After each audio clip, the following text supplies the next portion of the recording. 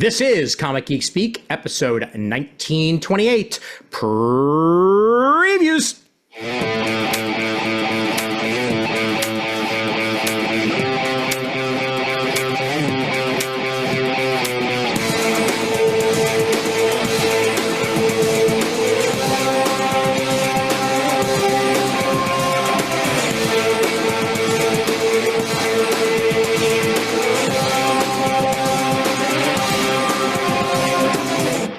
Welcome to Comic Geek Speak. I'm Ian Levinstein. I'm Shane Kelly. And I'm Adam Murdo.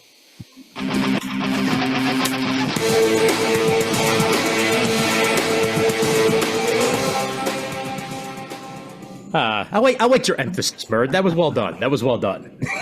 And I did too. Excellent. Thank you, gentlemen. Thank you. I'm honored. Yep. Filling in for and I'm Chris Everly, as Chris Everly is otherwise indisposed for this episode of Previews.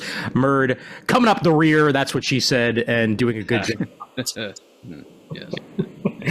Yes. Yeah, see? It is sweet oil, see? It is indeed Previews time yet again here, and we will get into a whole bunch of suggestions and whatnot, and hopefully books that you are looking forward to reading. I saw IDW has a catalog this month. I did not download that catalog. We will find out whether or not IDW has listings inside of Previews in real time tonight, and if they do, then I'm not worrying about their catalog. I'm so confused. Well, good news, they do. Good. Worry not. Excellent. Good. Because I feel like more and more companies are coming out with their own catalogs just to make us read more catalogs. Yeah. Oh, God, I miss the good old days. I hear you. Process of vulcanization. Mm-hmm. Yep. And I mean, for as much as we said that monopolies are a bad thing when it comes to previews, it was a simpler time. It was. I did like the one catalog. There is something to be said for one-stop shopping. Yeah. I agree. In small way. Yes. Welcome to Costco. I love you, as Idiocracy would say.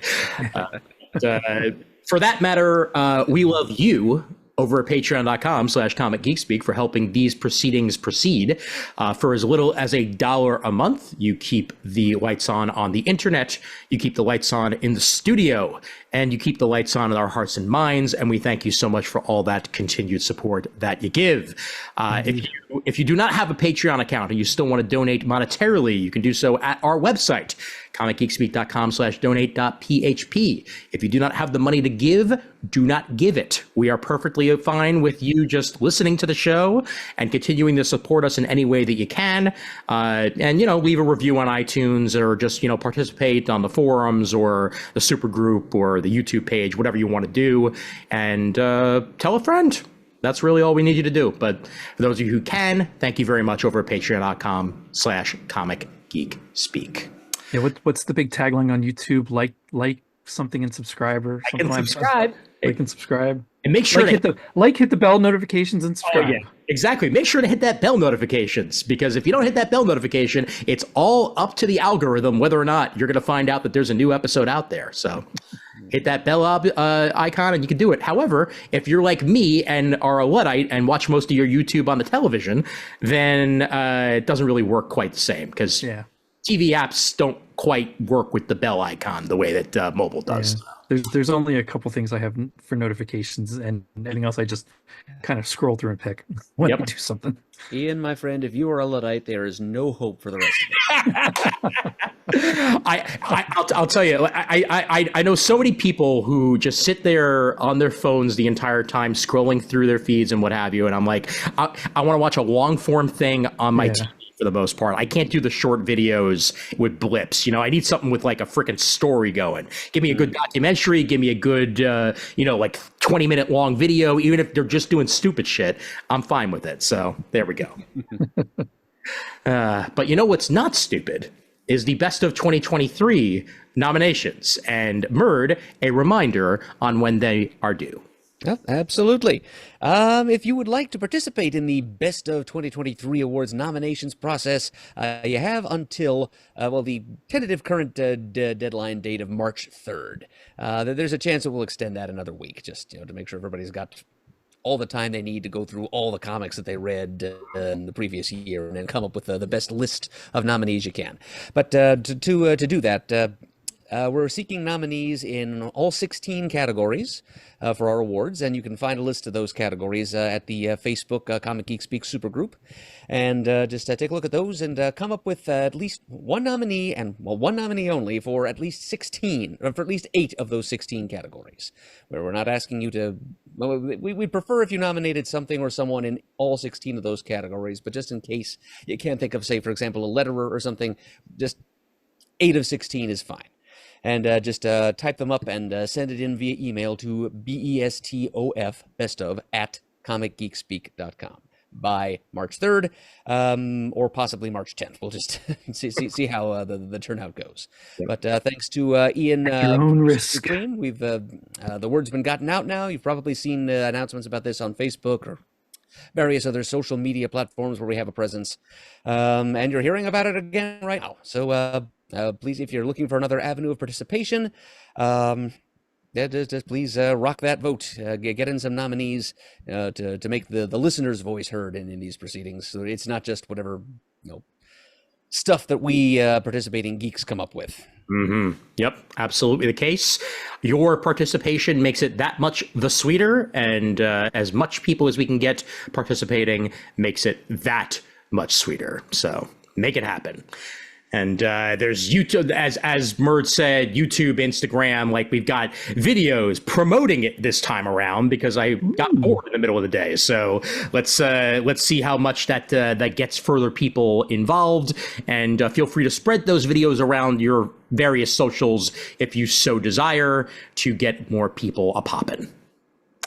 All right. And speaking of a-poppin', that is indeed what previews are. And let's get that going.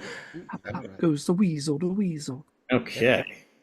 And at previews catalog number 425, February 2024. Yes, indeed. Yep. And image catalog, whatever number it decides to be. Marvel catalog 29, and DC Connect is issue 45 this month. And as usual, we will begin with Image Comics this time around, and hopefully they have some good stuff to be shared. And this is scrolling very differently than it normally does, so I am going to have to try to be very, very careful with my scrolling, because it's not doing it's doing like a page-by-page thing. Oh, well. Well, nevertheless, we begin on page 4 with Drawing Blood #1 of 12.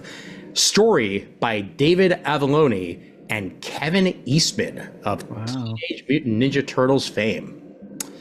Nice 12-issue miniseries beginning here as we get also by the former publisher of Heavy Metal magazine, we'll point out, Mr. Eastman, returns to comics with a look into the roller coaster life of a successful comics creator. I wonder where he's drawing inspiration for this. When you create a global franchise before you turn 20, what happens next? Yeah.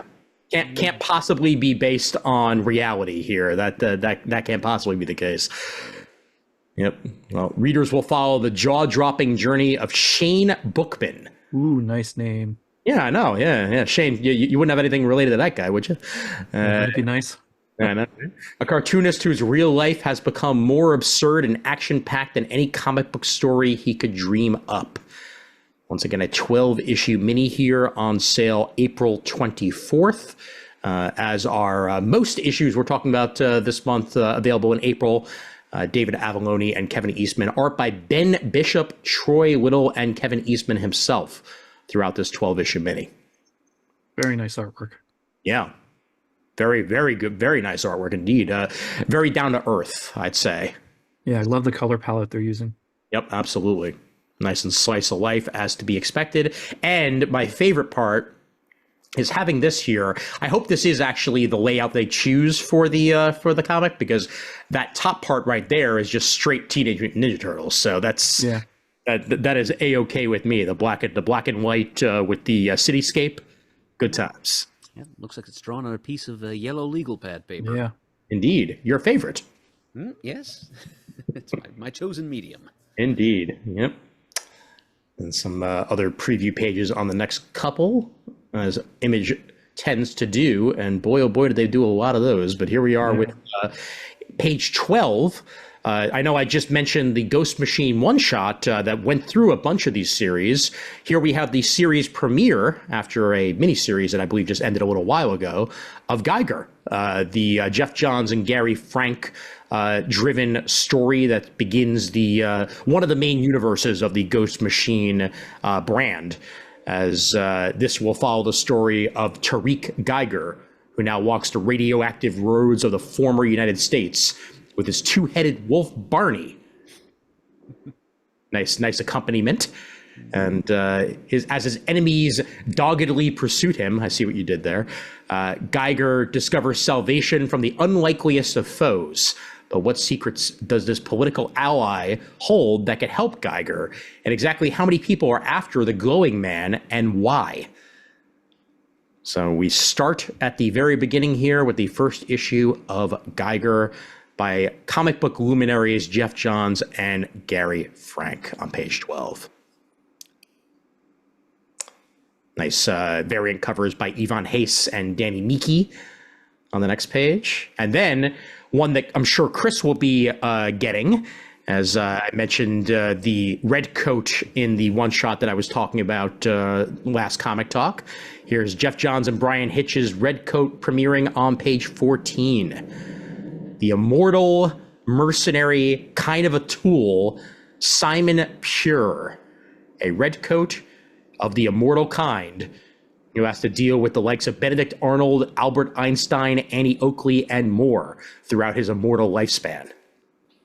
I'm really interested in this one. This is, of the Ghost Machine books, I think this is the one that has outside of the future family themed one that I mentioned in that one shot. This was, I think, probably number 2 of my most anticipated for the Ghost Machine stuff. It looks nice. Yep. Yep, this whole unnamed concept has been interesting me for some time now, and so here we're jumping straight from the future of that superhuman legacy timeline with Geiger all the way back to the Revolutionary War era past. Mm-hmm. And also apparently filling in some space in between if Simon Pure is going to live to meet people like Einstein and Annie Oakley. Yes, indeed. Yep. And Benedict Arnold is a fellow immortal from what I learned from those pages of Redcoats. So if anyone's going to be immortal, of course it's got to be the Turncoats. So why not? Rook Exodus also premiering on page 16. This one also by Jeff Johns. He's a busy man with art by Jason Fabok. Hundreds of years from now, the man known as Rook was once a simple farmer who fled the crumbling earth for a new life on the planet Exodus, a terraformed planet where all nature, including its imported animal population, was completely controlled by humans called Wardens. When Exodus's world engine failed, the Warden's power fell into the wrong hands, creating chaos and mass evacuation for those who could afford it. The rest, like Rook, must scavenge for an escape vessel as the war for control of what's left of Exodus begins. And most importantly, 44 pages for only $3.99. Only $3.99 is a harder thing to find these days for double-sized comic books. Yeah, that's for sure. And you get that on page 16 here. So 44 pages of story for the price of what these days is 22. So not bad at all. Yep. Redcoat had a few extra pages in there for the $3.99 price too. Nicely done. Mm-hmm. All right. And Rat City also premiering this month. Erica Schultz, Zay Carlos involved with this. This is described as an action-adventure science fiction superhero epic, and very spawny, so very, very spawny. Hell Spawn in a post-war future, so kind of the Spawn 2099, if you want to call it that. Yeah. From description here. Nothing wrong with that. Nothing at all. Mm-hmm. All right. There we go. If I expanded it ever so slightly, it starts doing the scroll that it's supposed to do, so not too bad. All right. Issue 1 here of Saint Mercy, Volume 2. Those of you who are looking to catch up on it, Saint Mercy, the first trade paperback, is available as well. There's a 4-issue mini from John Zur Platten with Itidio Rojo on the art chores. This has Mercedes Oro finding herself immortal, forever tethered to the cursed ancient Incan gold, and in constant struggle with the Incan gods who deem her both a threat and an opportunity. Kind of feels like the Incan take on Highlander in some ways, I feel like. But this is the second volume of St. Mercy. So once again, if you did not check out the first one, start at the very beginning and then get yourself involved with this 4-issue mini. The art is very, very pretty. All right. Head on down to some of the other books that we have here. Oh, wow. You know what? Actually, I think I am going to touch on this just for the artwork. Oh, you must, Ian. You must. This is the next in Image's ongoing series of miniseries based on the classic Universal Monsters characters. This past fall, we had a Dracula one. Now it's the Creature from the Black Lagoon's turn. Yes. So we've got Universal Monsters, Creature from the Black Lagoon lives, ! Number 1 of 4. Story by Dan Waters and Ram V. Art by Matthew Roberts. Color by Dave Stewart. And it's a story about the Gill-Man from the Creature from the Black Lagoon movies. Nice. Very cool. Yep, and great team to be working on it as well. When you've got Ram V and Dave Stewart involved, not to mention the rest, it's bound to be spooky, scary, and the artwork is detailed. The artwork looks great. Oh yeah, excellent. I love and I'm not one for variant covers really much anymore, but I really like almost every one of these that are listed below. Even the black and white versions of them, which is totally classic monsters. Alex Ross's is gorgeous. Oh yeah, well, Alex Ross has been putting out the best covers in comics for forever now. Yeah. It's nice to see him do something other than Marvel, which seems to be really all he's been doing of late. So nice to see that anyway. And this is just like perfect, like movie poster schlock right here with this stage spread. Universal Pictures and Skybound presents Creature from the Black Lagoon Lives. All right, onward we go to page 34, 7174 AD, number 1. First time in newsprint from the fevered brain of drawing desk of T.P. Louise and Ashley Wood comes an all-new ongoing series collecting bits and bobs from Ash's storied career. Up first, 2 full-length tales, Duo Star Racers and Miss and Mrs., featuring 48 newsprint pages of madness and mayhem, available to you on page 34. Gotta love me some newsprint. Oh man, yeah, and the artwork on the style of paper itself just lends itself so well to what's being told. Yeah, it reminded me of Matt Kint's stuff from years ago. Good point, Jane. Hack Slash Kill Your Idols one-shot by Tim Seeley and Stefano Caselli. Excellent team there on page 40. Slasher Hunters Cassie Hackett Vlad are back with a one-shot collecting the all-new Kill Your Idols serial from the Image 30th Anniversary Anthology series. So that puts this all together in one shot, essentially. What was featured in that anthology, and it's Tim Seeley and Stefano Caselli. I don't really need to explain anymore. It's bound to be beautiful, great story, and Hack Slash has always been a heck of a lot of fun. So I'm checking out on page 40. Got volume 1 of Kelly Thompson's The Cull, page 47. Collects the first 5 issues of that, and we are very much in the realm of trade paperbacks now. The Enfield Gang Massacre. I feel like I missed this the first time around, and selected for Best Comics of 2023 from the Hollywood Reporter, CBR, the Comics Journal, and Comics Beat. So we may be hearing more about this in a few weeks, just from the description alone. But this is a Western that's as haunting as it is thrilling. Tells the dark origin of that Texas Bloods Ambrose County as only Jacob Phillips and Chris Condon can. We all know the pedigree of Jacob Phillips, but I feel like I completely slept on this series as it was coming out, and this is the first 6 issues collected here on page 49. Greg Rucka's The Forged gets its volume 2, co-writing with Eric Troutman, and art by Mike Henderson. This collects issues 4 through 6 of this series, available on page 51. That is not a lot of issues for a volume right there, but Yeah. I guess It's 144 pages. it's plenty of content for the small amount of issues. Good point there, Shane. And Zdarsky's Kaptara Volume 2, available, collecting the first 6 issues of that on page 10.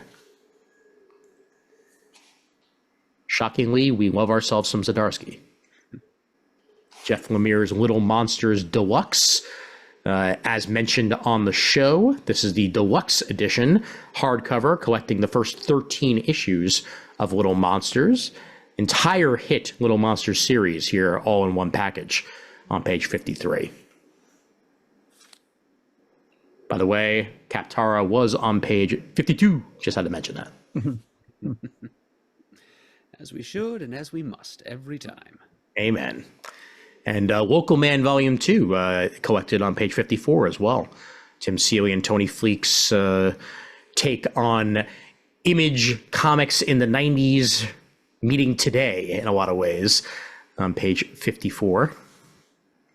Got Remender's Sacrificers on page 55, collecting 1 through 6 of that. We've mentioned that before, and now it gets the trade treatment. And, of course, the affectionately named The Schlub collects its 6 issues on page 56 by Ryan Stegman, Kenny Porter, and Tyrell Cannon, with Mike Spencer and John J. Hill on the artwork chores as well. Outer space action, tender romance, brutal fisticuffs, tooth extractions. All that and more. What else more can you ask for? Scroll down a bit more here. Saladin Ahmed's Terror War. First 9 issues of that one for only $18. That's a good deal. Yeah. Yeah, 224 pages of action, adventure, horror, sci-fi action, available for you on page 59. And once again, 1 through 9, all collected in one shot here, with Saladin Ahmed, Dave Acosta, Jay Weinstein, and Walter Pereira on the artwork chores. Simon Burke's Antarctica concludes itself on page 61. This is issue 10 of 10, series finale here, so looks like we'll have the trade concluding that coming out shortly thereafter, more than likely. So anybody who's waiting for the 10 issues to be done, they are now out. Shane, I'm sure you're happy to see Cobra Commander continues. Yes, very much so. I'm pretty sure I know exactly where he is and who that shadowed figure is. Ooh. It's just interesting. I just am blown away that they're where they are doing that. Nice. Well, 4 of 5, so we're close to our conclusion here on page 64.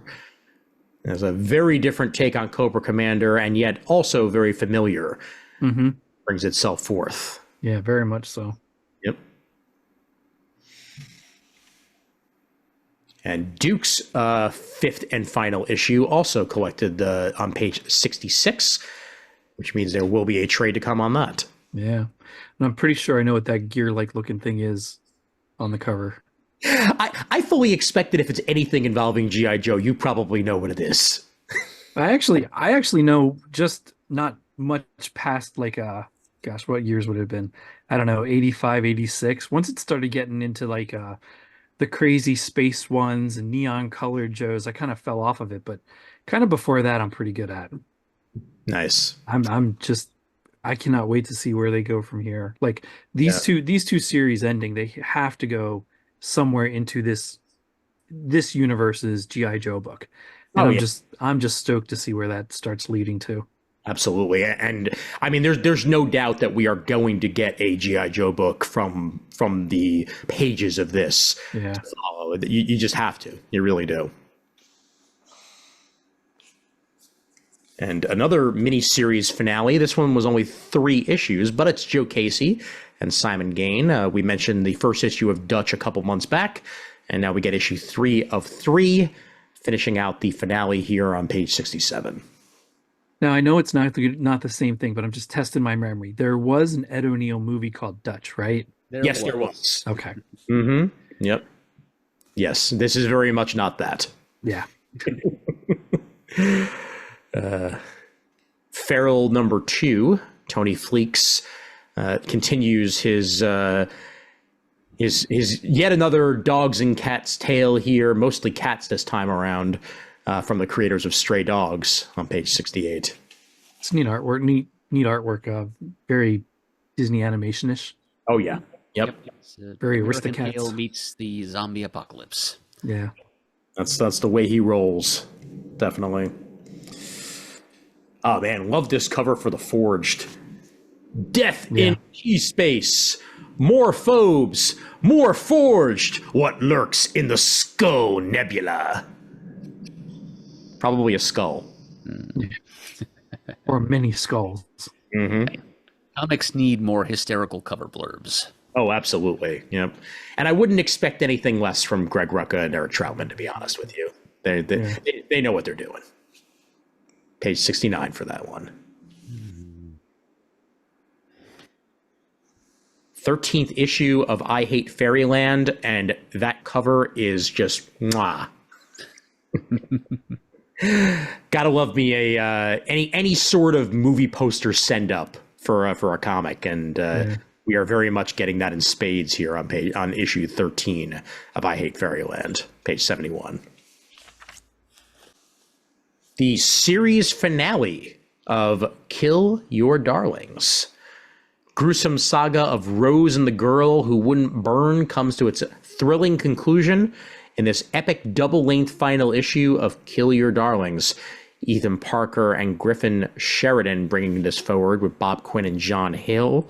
So once again, if you were waiting for the conclusion of this one, it's here. So do check that out on page 74. Love Everlasting. I once rode the prairie, my guns readied, my breath misted, galloping right into sunset. Then I found her, my Joan, my love. And now, well, shit. At least the coffee machine's free. Good on you, Tom King. Good on you. Page 77, issue 14, Just West of Love, part 4. And I'm fully expecting not to see Saga, and I am corrected that assessment. Yep. Well, it was too good to be true when they were like, "Yeah, we're back for the long haul." Like, I'm used to it. I'm used to it, Brian K. Vaughan. I'm used. Page 88, series finale of Star Signs, that 9-issue miniseries finishing up here. Saladin Ahmed with Megan Levins and Kelly Fitzpatrick. And a brand new story arc, Who Will Lead the Decepticons, Transformers number 7, page 89. Interesting. Yep. Art chores by Jorge Corona and Mike Spencer for this new story arc. So Dan Warren Johnson taking this particular story arc off on the artwork chores, but still there on the story. Mm-hmm. And Hope the art stays up to par, though. Oh, I'm sure. Make too much of a change. I'm sure it will. Honestly, they have some good hands behind this in general. Mm-hmm. Yep. Yeah, they do. Somehow, I don't think it's going to be Starscream as the head of the Decepticons, but that's that would be too easy. He always wants to do it. I know, exactly. Yeah. So, what writer could resist finally giving him his wish? Ooh, that's true. That's true. Finding out what transpires from that when he finally has to put his energon where his mouth is. Yeah, there'll be a mutiny. Everything could possibly go wrong. Yeah. Void Rivals issue 8 on page 91 here. Dirac and Celia go face to face with Proximus, face to face with certain death. We'll see. And that is about it for the Image catalog. and we'll head over to the main previews catalog. Let's see how well this one scrolls. That one's scrolling the way it should. So that's nice. Good on you, Diamond. You know how to program your PDFs. Well done. Well done. All right. And let's start us off here. Get past the Free Comic Book Day stuff. Once again, a reminder, May 4th, 2024 is Free Comic Book Day. It is approaching way faster than we even thought it would. So if you have not made your picks for Free Comic Book Day, get them into your stores sooner than later. Just about everything has been revealed at this point, one way or the other, outside of a few classified stuff. So yeah, all available there for you. I have to figure out how to get to one so I can get the Battle of the Planets one, which was not available when I put my order in a couple months ago. Ooh, good point. Yep. Well, let's start off on page 48. Zach Thompson and Nicola Izzo. It's Criminal meets Snowblind.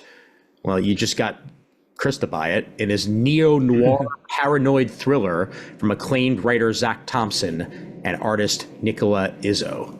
And I will zoom in because it doesn't matter how much Diamond programs their PDFs properly, they still don't know how to use fonts in the boom section. Here we go. All right. Unyielding wildlife photographer Bryn Bowdigan, isolated in the remote cold of Baffin Island, sees something she can't unsee. An argument followed by an outburst of intense violence between two nearby dimmers. Did she just witness a murder? In a frantic search for the truth, Bryn discovers just what she's looking for, but little does she know that more than the silent white of winter is keeping her company. Ooh. Creepy and fascinating right here. Blow Away, issue 1 of 5 on page 48. I see the Snowblind similarity, all right. Yep. It also helps that I'm currently watching the latest season of True Detective, which is very much set in a snowy situation and like endless night. So this is getting me in the mood for cold capers, and this is probably right along those lines here. So I may have to check this one out on page 48. And then on page 50, we have something else worth checking out. Yes. Issue 1 of a 6-issue miniseries called Uncanny Valley. It's about Oliver, who is a seemingly typical 12-year-old boy who starts manifesting strange and silly powers. And it's kind of implied that he has cartoon characters and other fictional figures in his family tree. And so he, I guess, takes a trip to this Uncanny Valley place to explore his roots. And this is written by Tony Fleeks, the aforementioned of Feral and Stray Dogs and Local Man, going all the way back to My Little Pony. It's a really fun-sounding concept, and I was thinking, this seems like something I'd like to try. And I noticed who was drawing it, and it's none other than our old buddy Dave Wachter. Mm-hmm. Got that Wachter factor. So with that, I am all in for this movie. Yes, absolutely. Yep, this sounds very much up my alley as well, Merd. So, yep, 6-issue miniseries here, premiering on page 50, and yes, 2 excellent creators behind it. Kind of reminded a little bit of Mark Miller's 1985 miniseries that he put out for Marvel, when that kid from the real world wound up in the Marvel universe. Basically, because he found out he either because he had mutant powers or like the right door opened at the right time, depending on who you ask. That's how he wound up there. I'm getting a little bit of a vibe on that, only kind of the reverse, since he's clearly bringing existing characters into our world this time around in this story. Page 50 for that. I was kind of interested in what's on page 52.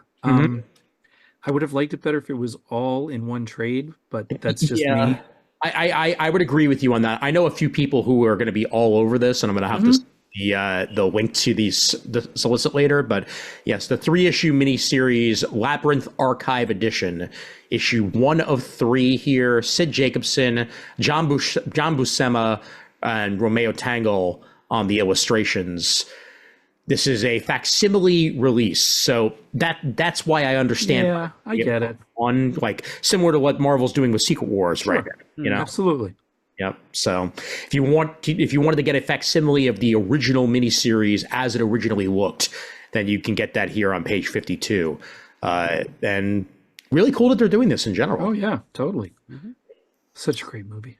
Mm-hmm. This is being brought to us under the now boom sub-imprint Archaea, because the license with the Henson Company was originally established through Archaea. Mm-hmm. Yep. And you could very much tell that this was originally a Marvel miniseries just by the cover treatment. And the stealthy removal of the Marvel up top. Everything else looks exactly the same, other than the word Marvel not being there and the very top trade dress. So great variant cover there on page 52. Man, that is pitch perfect. It reminds me of the Babe. The Babe with the power. What power? Power of voodoo. Oh, you do. Okay. Reminds you of Babe. All right, page 54. Our comic timing is a little off, but little bit. My comic timing is never off, but anyway, the Sons of El Topo Omnibus by Jodorowsky himself, illustrated by Ladrone, available on page 54, and the following page has the cover that looks absolutely beautiful. Any fan of Jodorowsky is going to wind up getting all of his stuff in hardcover at one point or another, and this is more of his stuff, and this is all about Cain and Abel, and that's really all you need to know. All right.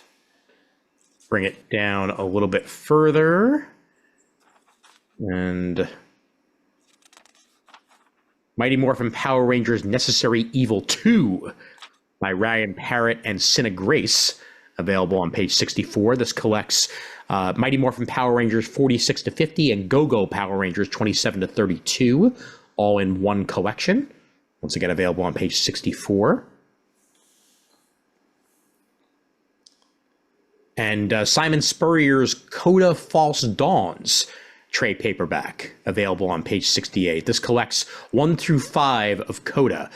And this was a GLAAD Media Award winning writer Simon Spurrier's. New and returning fans alike will enjoy this collection here. And the text underneath by Patton Oswalt, I think, says it all. What? You say you've never played Dungeons and Dragons on shrooms? Oh, then you simply must read Spurrier and Bergara's Coda. Enough said. I have never played Dungeons and Dragons on shrooms. Nope. Tom King's Animal Pound, page 70, issue 3 of 4. A ringing endorsement of Disturbing by Chris Eberly after reading the first issue. And we're almost done with the miniseries here. We're getting there. Page 70. And R.L. Stein's Stuff of Nightmares, No Holiday for Murder, collected in one trade paperback on page 73. For any of you Goosebumps heads that are looking for a little bit more R.L. Stein in your life, you will find it in comic book form here. Thought you could say No Murder for Murder, or whatever it was for Murdo instead of murder. Wait a minute. No murder for murder. Yeah, this is no holiday for Murdo. No. I love the Francavilla cover on it, but it's definitely not for me. Although I was happy to hear that Goosebumps got renewed for a second season over at Disney Plus. The first season of that Goosebumps series was actually a lot of fun. Really, really good stuff. Volume 3 of the House Harkonnen Dune saga, collected on page 77. As we get closer and closer to the release of Dune Volume 2, I've even seen some industry people of mine get to see their test screenings for it already. Wow. I cannot frickin' wait to see that second movie that will finish the story of the first movie to make it one full movie. I'm excited to see that too. Yeah. Yep. Same here. All right. We'll continue along to Dynamite before we get to our DC. And Hercules. Hercules. Page 87, Elliot Kalin and George Cambadeus bring us a Hercules ongoing series, continuing along the lines of what Disney has been bringing on Dynamite's end. And yeah, I'm a big enough fan of Hercules to possibly give this a go at one point or another. On page 87, so any of you who are fans of the animated movie from long ago might want to check this one out. Or the animated series that followed. That's right. That's very true, which had a crossover with the Aladdin series, if I remember correctly. Did it? Wow, I don't remember that. Yep. Creators promise they're going to be digging even deeper into classical Greek myth and Disneyfying it for our consumption. That works for me. I saw a musical production of Hercules in Jersey last year. That was a lot of fun. You told us about that. Yep. Nice. Mm-hmm. Don't think it's coming to Broadway anytime soon, but still good times. I like the character designs for it too. Yeah. And I always prefer when they put just enough of their own spin on the artwork to make it look not like picture perfect the original source material, but still point across. Steve Niles bringing us a Red Sonja series on page 95, Empire of the Damned, with Alessandro Amoruso on the artwork for this one. Interesting seeing Steve Niles tackle Red Sonja this time around. Curious to see how that's going to turn out for everybody involved. Check it out on page 95 for you Sonja heads. The artwork is beautiful. That is some good render stuff right there. Preview pages on 98 and 99. And a great Thundercats cover. Great cover. Page 100, yep. Issue 3 available on page 101, and there's another cover right there that's actually pretty damn good. It is, but I like the Chitara one a little better. I would agree with you, yep. Yeah, Drew Moss really captures Chitara very, very well. Yeah. Reminder that Drew Moss is the series artist, and Declan Shelvey is the writer for this Thundercats revival here.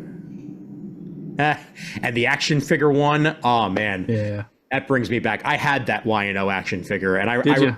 oh yeah, I remember running around my neighborhood with the tiny little sword, thinking that it was a real sword, and then I went to quote unquote stab one of those old school fireboxes, and I dropped my sword directly in the box and never saw it again. Oh, Man. trauma. Must have been like 5 or 6 at the time. I was so pissed off. Oh my gosh. Yeah, I'd be like, ah. Oh man. All right, let's see anything else good here in Dynamite. We do have the 3rd issue of the Elvira meets H.P. Lovecraft series for you folks on page 113. And for the Eberly that is not here, a reminder of Garth Ennis's James Bond 007 issue 4 on page 115, continuing his first story arc on the character. And Wheel and Stitch issue 4 by Greg Pak on 117. Every single issue of Justice Ducks has a amazing collection of covers. And this one is just the same. Yeah. Yep. That cover B is easily my favorite there with Gosling. I don't know, I still kind of like the first one. I'd say, I mean, that one's pretty good too. I like the staging of it, but something about the shh just works for me really well. I gotcha. Yep. Cruella and corgis? That's not her dog of choice. Oh, well. Page 123. Issue 5 of that.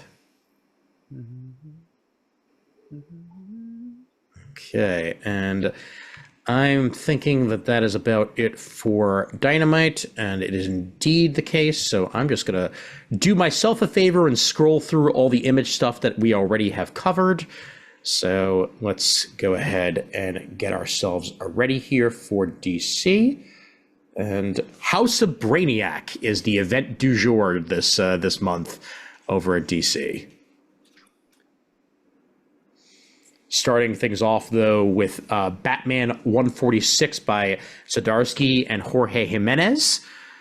The explosive Dark Prisons continues as Batman learns from an old mentor what Zur's plans are for Gotham City and the world. Can the Dark Knight escape from a prison designed by the ultimate version of himself? And what nefarious roles does the Joker play in all of this? Find out on issue 146 of Batman. And yes, DC Major Event 2024 Free Special Edition. Yes. Major event. Yeah, Redacted. it's gonna be major. It does tell us here that it's, quote, a story 30 years in the making.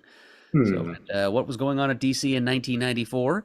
0 Hour. Oh boy. So we'll just see if this Starman's major coming back. event has anything to do with that. Maybe It would be cool if it were a Jack Knight event, Shane. It would be, wouldn't it? it would, but I kind of doubt it. Oh, I doubt it. I doubt it. Maybe this is -1 hour as a sequel to 0 Hour. Yeah, I'm not sure 0 Hour really merits a sequel 30 years later, but we'll get what we get. Yeah, it's all I can think of because because last year was 30 years since the death of Superman, right? Yes. Yeah. So it's definitely not going to be that. Other ones include Mad Magazine 2024 Free Comic Book Day Special Edition by the usual gang of idiots, covered by an idiot with crayon. This is a job for crap. I'm already in costume. Good times there on page 3. DC regularly trying to make you forget that they shut down Mad years ago. Yeah, right. Although maybe I'm assuming at this point they must have new people working there because like it's gone on much longer than I thought it would. All right, Batman Dark Age issue 2. I know we mentioned issue 1 last time around, but we are very much looking forward to this miniseries. Yeah. And this is the second issue of said 6-issue mini, available on page 5. Mark Russell and Mike Allred bringing us their take on Batman. I'm going to really, really try and hold out for the trade because I have the trade in the first round with Superman. Yeah. I'm not even going to try, Shane. I'm going for the issues. Yeah, I had a feeling. And Nightwing continues to have the best damn covers in comics. And guess what? Not only is it Nightwing issue 113, it's also Legacy number 300. Playing the Marvel game here this month. Yep. Congratulations on 300 issues of multiple Nightwing series. By Tom Taylor with art by Various, and I assume that Redondo will be a part of said Various for a quote-unquote anniversary issue of this type, but we shall see once we open it up. Yep. And then the annual is both written and drawn by Travis Moore. Secret Origins of B. Bennett. During Nightwing's recent pirate adventure, we learned that B. Bennett, Dick's ex-girlfriend, is a pirate queen whose father, the quartermaster, left her an entire pirate society. But what about her life before she became a pirate? We learn more about that in this annual on page 7. Interesting concept. And Erica Henderson brings us the Harley Quinn 2024 annual on page 8, as Zatanna guest stars in a maritime murder mystery, Harley Quinn style. I am sure craziness will ensue. Yep. And Vixen joins the Birds of Prey team. Nice. On the very next page, page 9. Birds of Prey issue 8. And welcome to the place between pages in Outsiders number 6 on page 9. Both books that I need to catch up on. Now that looks like fun. A book for the Murd. And for the Murrin as well. Yes. It's more fifth dimensional frolics with Mixus Pitlick and Batmite in Batman Superman World's Finest number 26. Yep. Abso-frickin-lutely. Yep. Beware the power of the Doom-mite. I will most definitely beware. And that is on page 11 there. And House of Brainiac, because this is a PDF, they split it up into 2 pages. This is definitely supposed to be a 2-page spread. But nevertheless, Action Comics 1064 brings us part 1 by Williamson and Sandoval on page 12. And then Superman issue 13 by Williamson and Sandoval on page 13. So Williamson and Sandoval will be tackling the bulk of this. And there will also be a House of Brainiac special by Joshua Williamson and Mark Russell with art by Edwin Gallman and Steve Pugh, available on page 14. That's a whole lot of Lobos. Yes, indeed. I am A-okay with that. As long as Little Lobo from Young Justice shows up, then I will be happy. Oh, God. Exactly. That was great. Good old Slobo. God, Young Justice, that was so awesome. That was good times. Yep. Page 15 has a Power Girl tie-in to said Brainiac story. And we get more Bizarro in Suicide Squad Dream Team number 2 on page 16.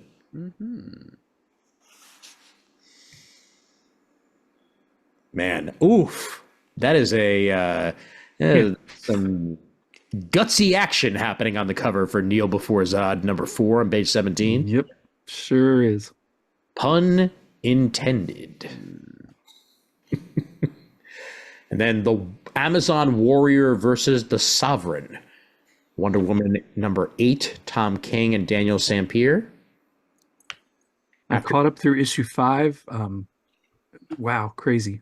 Yep. Was Chris right about your feelings? Yeah, issue 4, that was really good. I was actually very glad for reading issue 4, which is the one he was referring to. I really thought something was going to happen at the end, and I'm so glad it didn't. But it was still a great issue. Nice. Well, yeah. Now in this issue 8, after being captured by a team of villains, Diana finds herself at the mercy of the scariest of them all. Unbeknownst to our hero, the Sovereign has been pulling her strings since the very beginning of our tale, and now it's time for her to see the world his way as she falls under the influence of the lasso of lies. Page 18, Wonder Woman number 8. Page 19, Where is Wally West? Well, he better be all right. That's all I'm saying. Yeah. Simon Spurrier and Ramon Perez continue their storytelling on The Flash, issue 8, page 19. Titans number 10. Tom Taylor is joined by Lucas Meyer for the artwork chores, with a cover by Chris Samney. Very, very pretty cover there.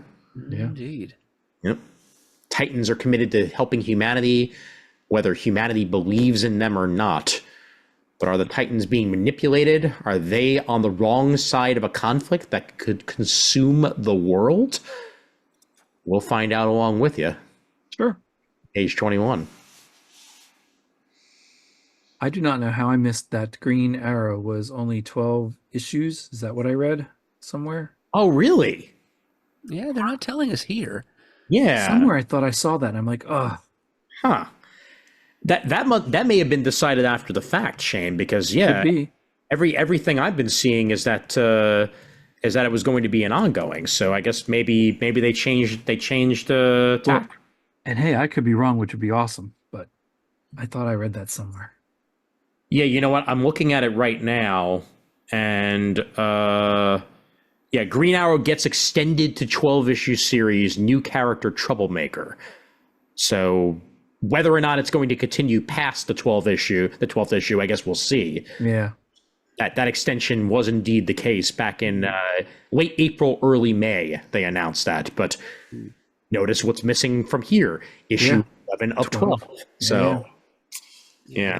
I do think I remember it being announced at first as a 6-issue miniseries, but Yep. so I guess we've just been reading on borrowed time ever since issue 6. I guess so. Although, let's see.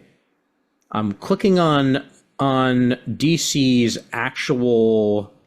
Let's see. No, you know what? Yeah, never mind. That's the old Green Arrow. That's because I was like, wait a minute. Why is it saying that it was part 1 of an ongoing story in issue 12? Like, because it was the Rebirth one, not this one. All right, so go figure. Well, if we find out differently, we will let you listen. Yeah. We got to mention Green Lantern number 10 here on page 22 for Shane's sake. Yes. Because it's a House of Brainiac tie-in, sure, but it's also part 1 of a 3-part backup story starring Guy Gardner with art by Kevin Maguire. Which is awesome. Yes. Yep. Abso-frickin-lutely. I love when he comes on books.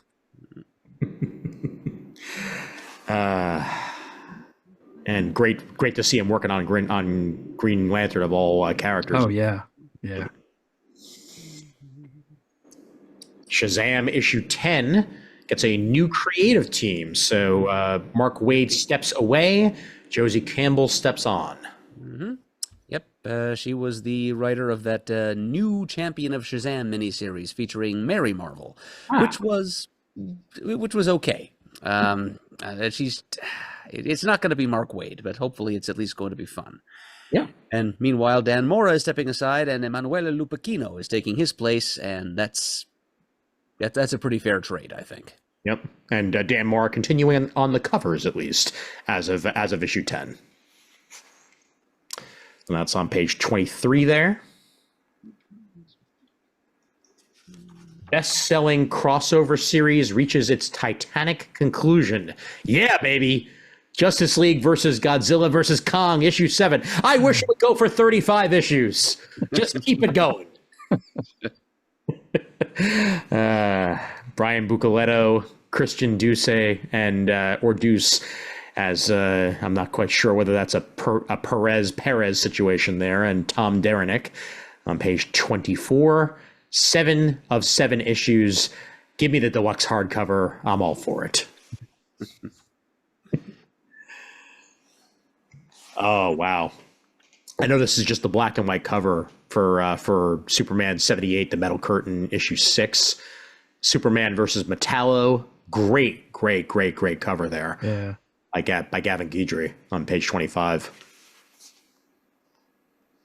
If he hand drew all that, I wonder just how long it took him. Straight lines. Yep. Oh, absolutely. And after that Valentine's issue, I think I'm just going to read all of the like special anthology things that DC puts out, because they're just a heck of a lot of fun. Now we get a spring one, DC Spring Breakout on page 26. Whole bunch of different characters involved in this one, including Batman, Kid Flash, Harley Quinn, Nightwing, Mr. Freeze. Mr. Freeze in spring? What? Yeah. And what is that Lagoon Boy in the back there in the middle playing volleyball? I think you might be right, actually. Kind of looks like John Jones to me. Okay, Yeah. that could be. Yeah. That could be. You know what? Yep. But there is Clayface in there, so that works for me. Oh, yeah, there he is. Yep. Good stuff. Now, talk about a cover. Holy cow. You wanted your Jack Knight, Shane. Here it is at the top of page 27. Wow. Indeed. Now, I nearly plopped when I saw this.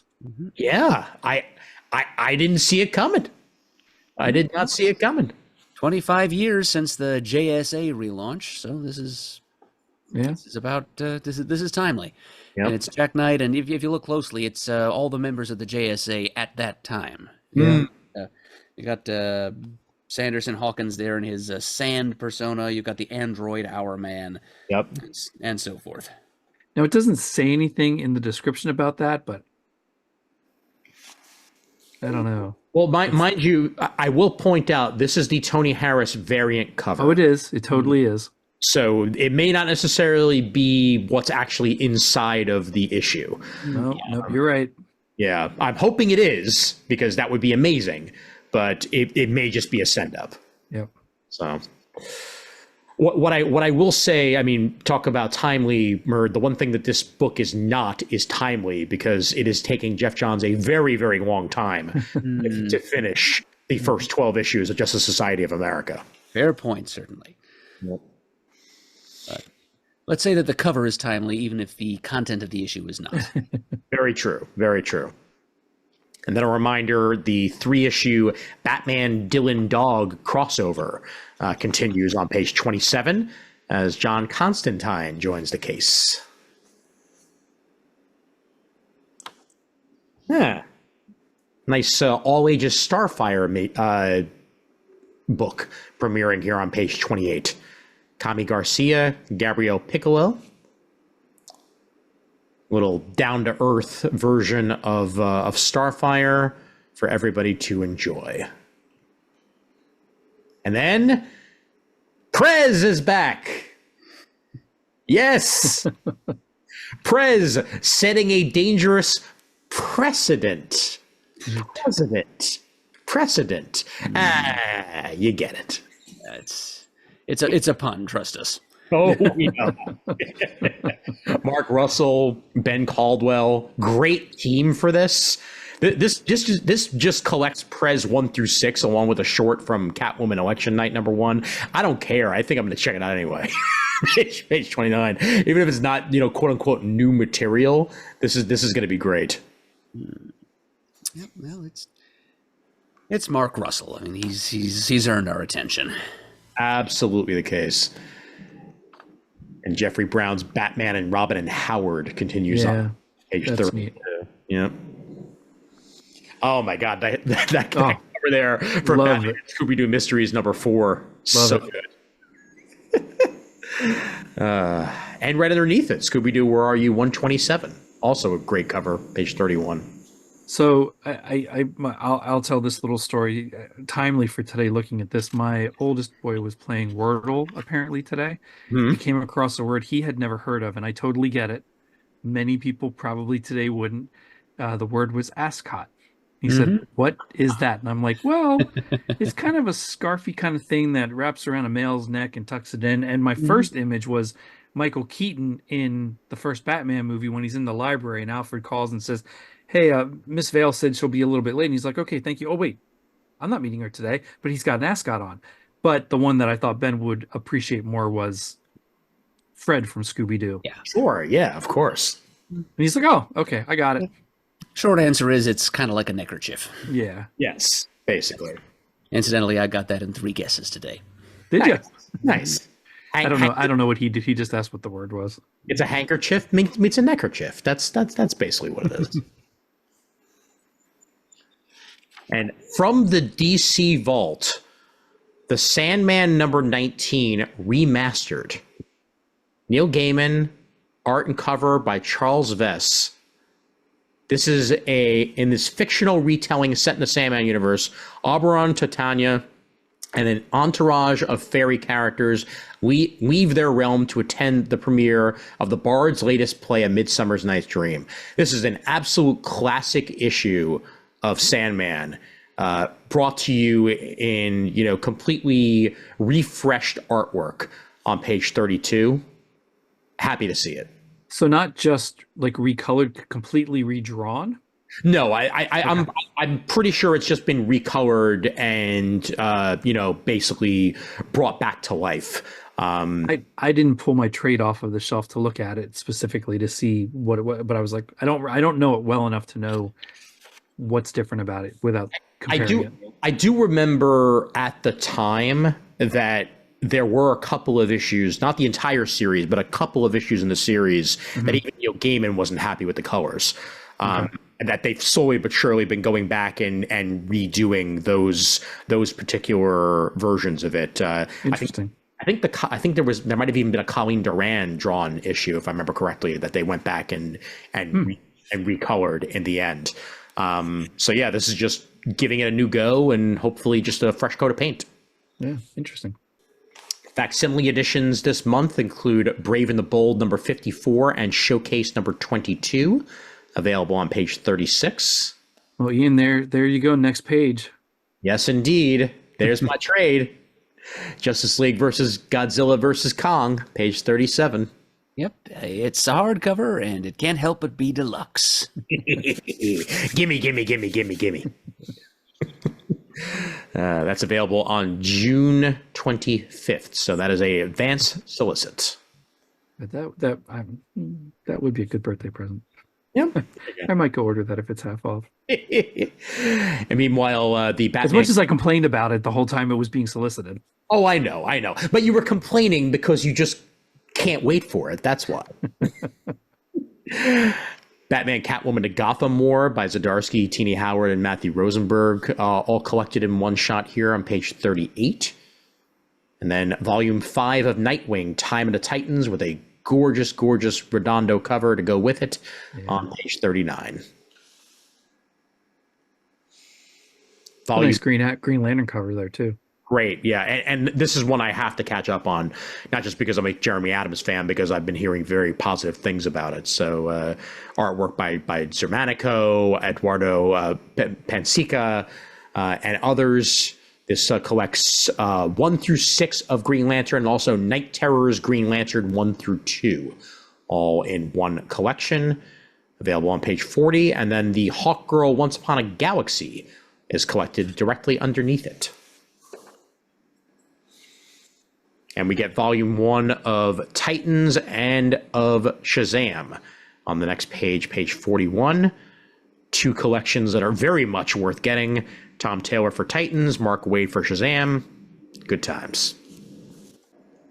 Okay. Yeah. So just love the cover of Danger Street. I think we've seen that image before. It might even been a cover of one of the issues. Yep, number 12. Still waiting for the collected versions of that. I mean, I have all the issues of this, but I like when they collect them all in one volume then.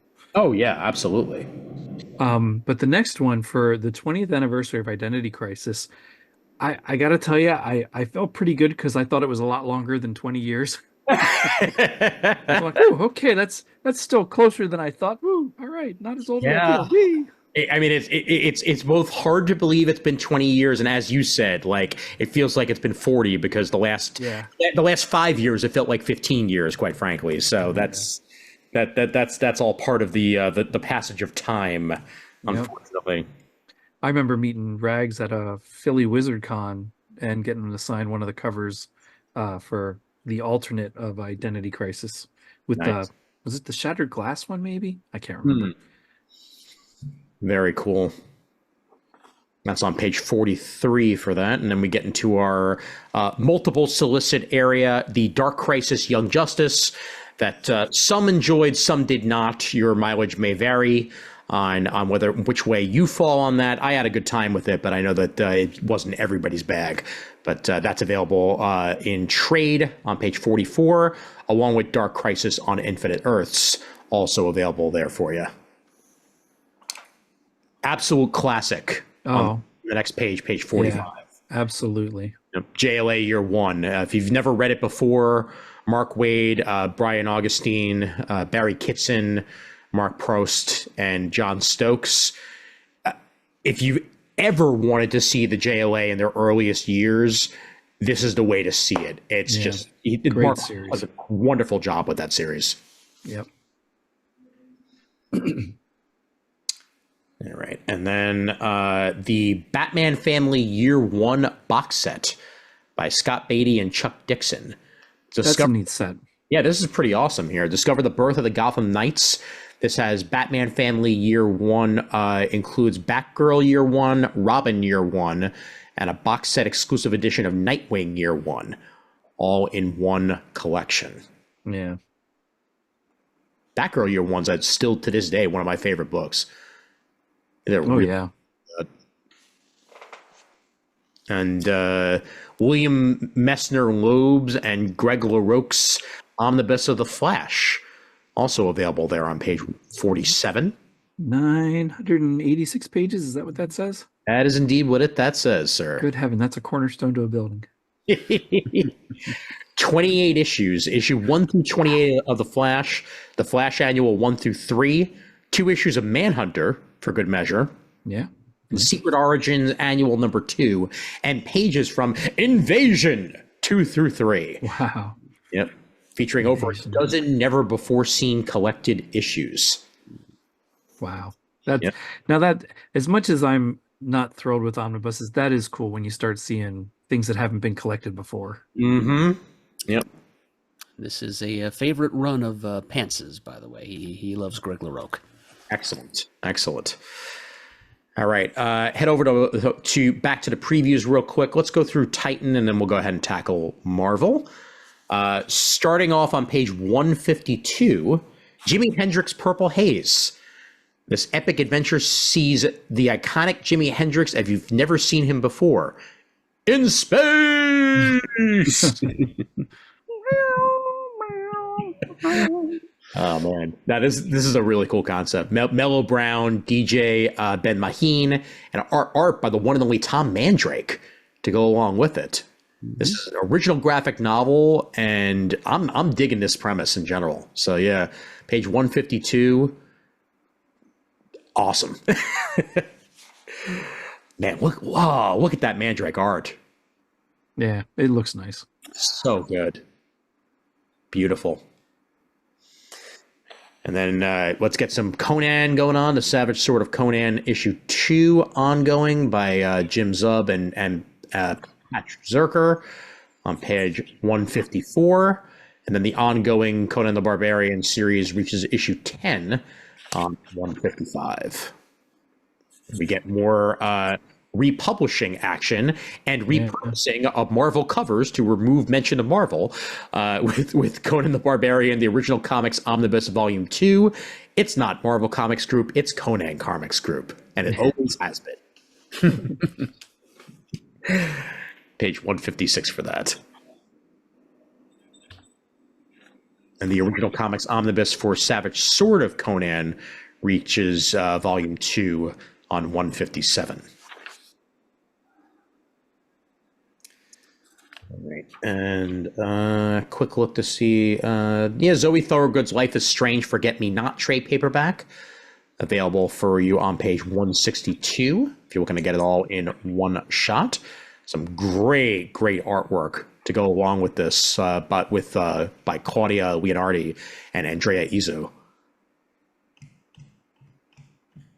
Good stuff indeed. And the Blade Runner 2039 reaches its 12th and final issue here. So if you want more Blade Runner action taking place 10 years before Blade Runner 2049, you will get it here by Mike Johnson and Andres Guinardo on page 164, which means we got a trade coming sooner than later.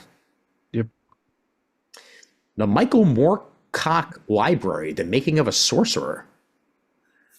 Fascinating. Untold origin story of Elrich and his epic ascension to the throne of Melnibone is finally revealed by Michael Moorcock on page 166.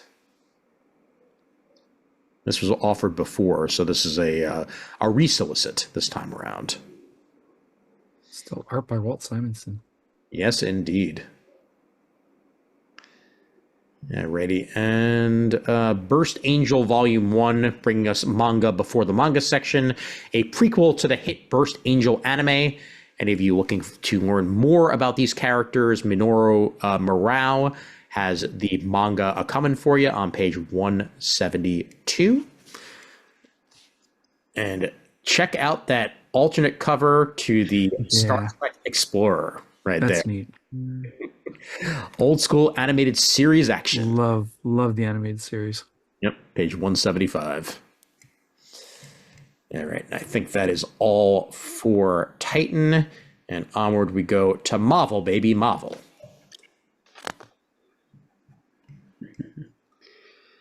Yes. Now it's West Coast Avengers that's actually Amazing Spider-Man.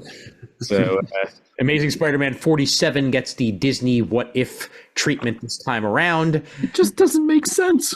Still a cool idea, still the wrong book to do it on. Yeah. Every single month. It just boggles the mind. It really I does. just don't get it. I don't know, man. I don't know. Well, how about the artwork in preview here? That looks really nice. Really loving that new design for Iron Man's armor, by the way. Like the black in there with the red. But yeah, Blood Hunt, 1 of 5, Jed McKay, Pepe Larraz. Hot damn, that Blade negative space cover. Oof. Beautiful stuff. This is a 5-issue miniseries. The bloodiest Marvel event ever begins here with Blade, the Avengers, Bloodline, Spider-Man, Hunter's Moon, Tigra, Doctor Strange, and Clea all in on the action as the dance of death begins. There will be more blood. I would tell you a page, but oh, there we go, page 6. They didn't tell me till page 7. It was page 6.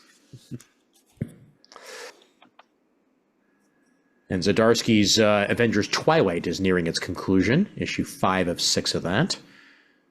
Then on page 9, we get Who is the Green Goblin in Ultimate Spider-Man number 4.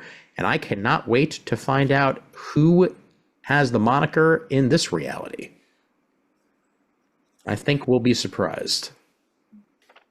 Ultimate X-Men Go Back to School in Peach Momoko's Ultimate X-Men issue 2 on page 10.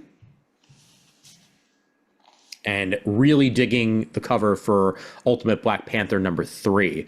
Yeah, We focus on both Killmonger and Storm in this issue, and they were 2 of my favorite parts of issue 1. So I can't wait to see what they're going to do with a little bit of a bigger role in the Ultimate Black Panther series on page 11. Yeah, I still have to read issue 1 of that. Give it a go, man. You're really going to love it. Issue 1, the first ever comic book of Deadpool. Cody Ziegler brings us a new Deadpool number 1 here as a new era for the Merc with the Mouth begins, and a gun and a sword and a new movie, hence a number 1. So that's the way that works on page 12. Ziegler's a good writer though, so I'm sure he'll bring the camp and the fun to Deadpool.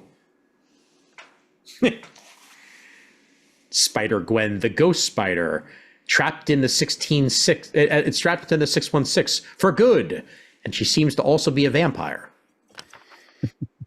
Okay. Well, that's the vampire variant. So. Oh, I see. Got it. Yeah, I also don't think she's going to be trapped in the 616 for good. However, I guess it makes sense for her to be going around, but there was a Gwen Stacy in the 616, so this is going to make it really hard for her to blend in. Yeah, that's going to complicate things, but I'm sure the creative team will make most of that. I'm sure, yeah. And then here on pages 16 and 17, now this, for Marvel retro lovers, Spider-Man: Shadow of the Green Goblin, number 1 of 4. This is it's a Marvel retro pick, and it is indeed set in the past, and it's written by J.M. DeMatteis with art by Michael Santamaria, and it delves into the history of the Proto-Goblin, which is a character that was introduced kind of on the fly in one of those Marvel Flashback -1 issues. Oh, wow. Jeez. I forgot about those. Oh, man. A top-notch creative team is going to take a closer look at that one-off character and explore its connection to the Osborn legacy. Yep. And the variant cover with the old school Ditko corner box is just absolutely perfect. Yeah, that's gorgeous. Yep. Immortal, talk about great covers, by the way. Alex Ross bringing the fire here with Immortal Thor number 9. Oof. Damn, that's good. Enchantress ripping up an old Journey in the Mystery comic on the cover there. You can't get better than that. It's brilliant.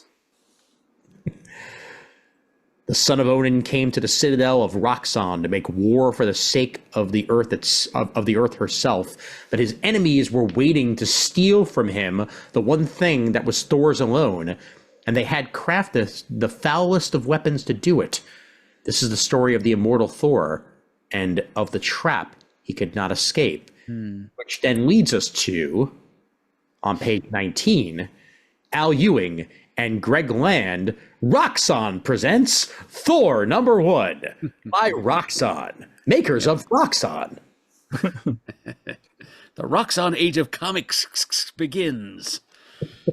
Yes, so I think we see here the nature of the trap into which Thor fell. It's trap of corporate myth making. Oh my God. First off, can we just point out that his secret identity is AI spokesguru Chad Hammer. Oh my God, it's too good. It's too good. That's good satire. And even the Hammer says Roxxon. Yeah, I know.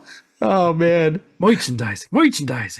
Featuring an all-star cast of heroes: Minotaur, Executioner, Enchantress, and the Thor truck. I hope it's a monster truck. It has to be a monster truck. Of course. Well, whatever generates the most air pollution. Absolutely. Yep. This kind of reminds me a little bit of the of those Marvel comics that existed inside of the Marvel universe.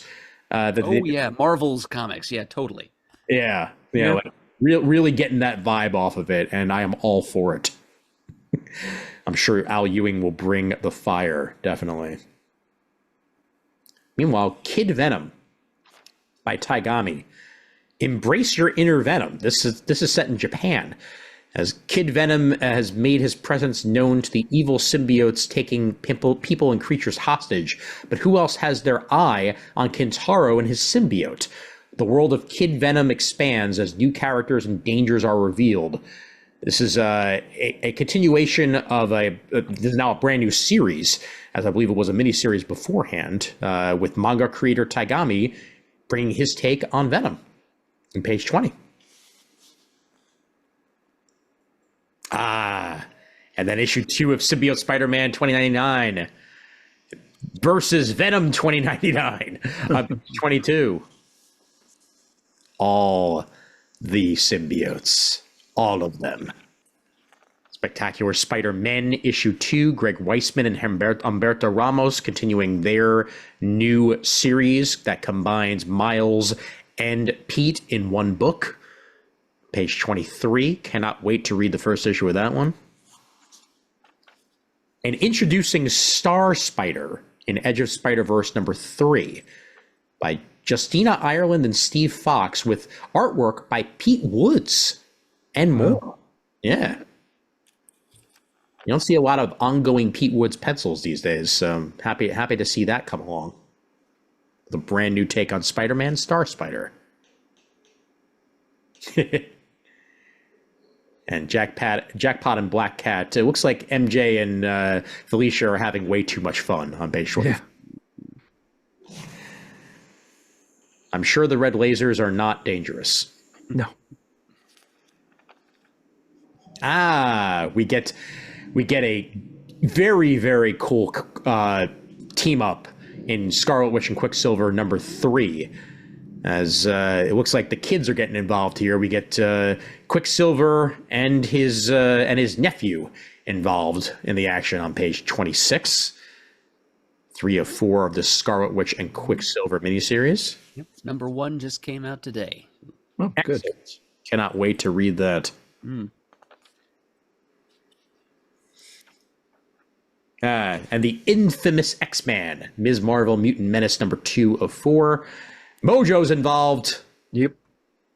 That's going to be fun. Mm-hmm. Page 28.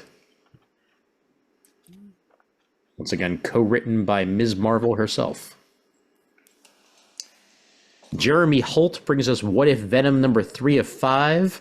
The Symbiote Supreme, Run for Your Damn Lives on page 30. That is a combination nobody wants. And we are approaching the end of Fall and Powers of X. We have one more issue to go of both as we find out who is the Traitor X.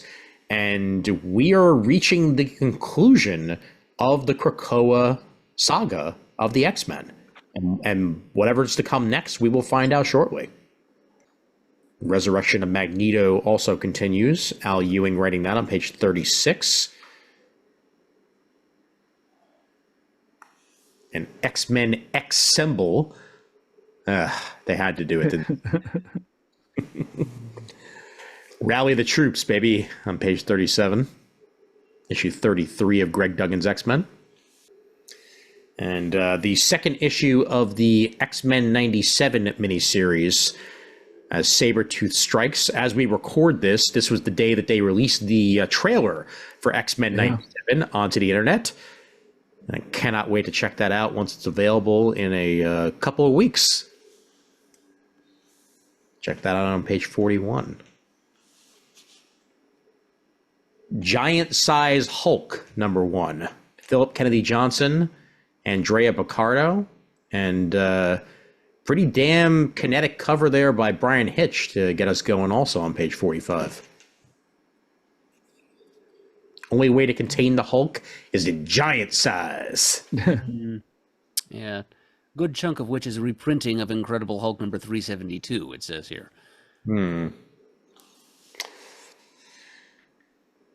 Speaking of reprints, we get a Amazing Spider-Man 255 reprint this time around by DeFalco and Friends.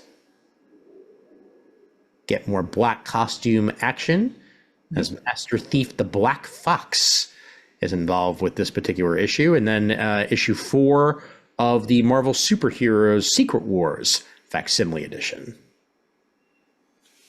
But the facsimile that I'm looking forward to the most is X-Men 130. Debut of Dazzler, baby. It's a neat cover. Always was. Oh, yeah. Yep.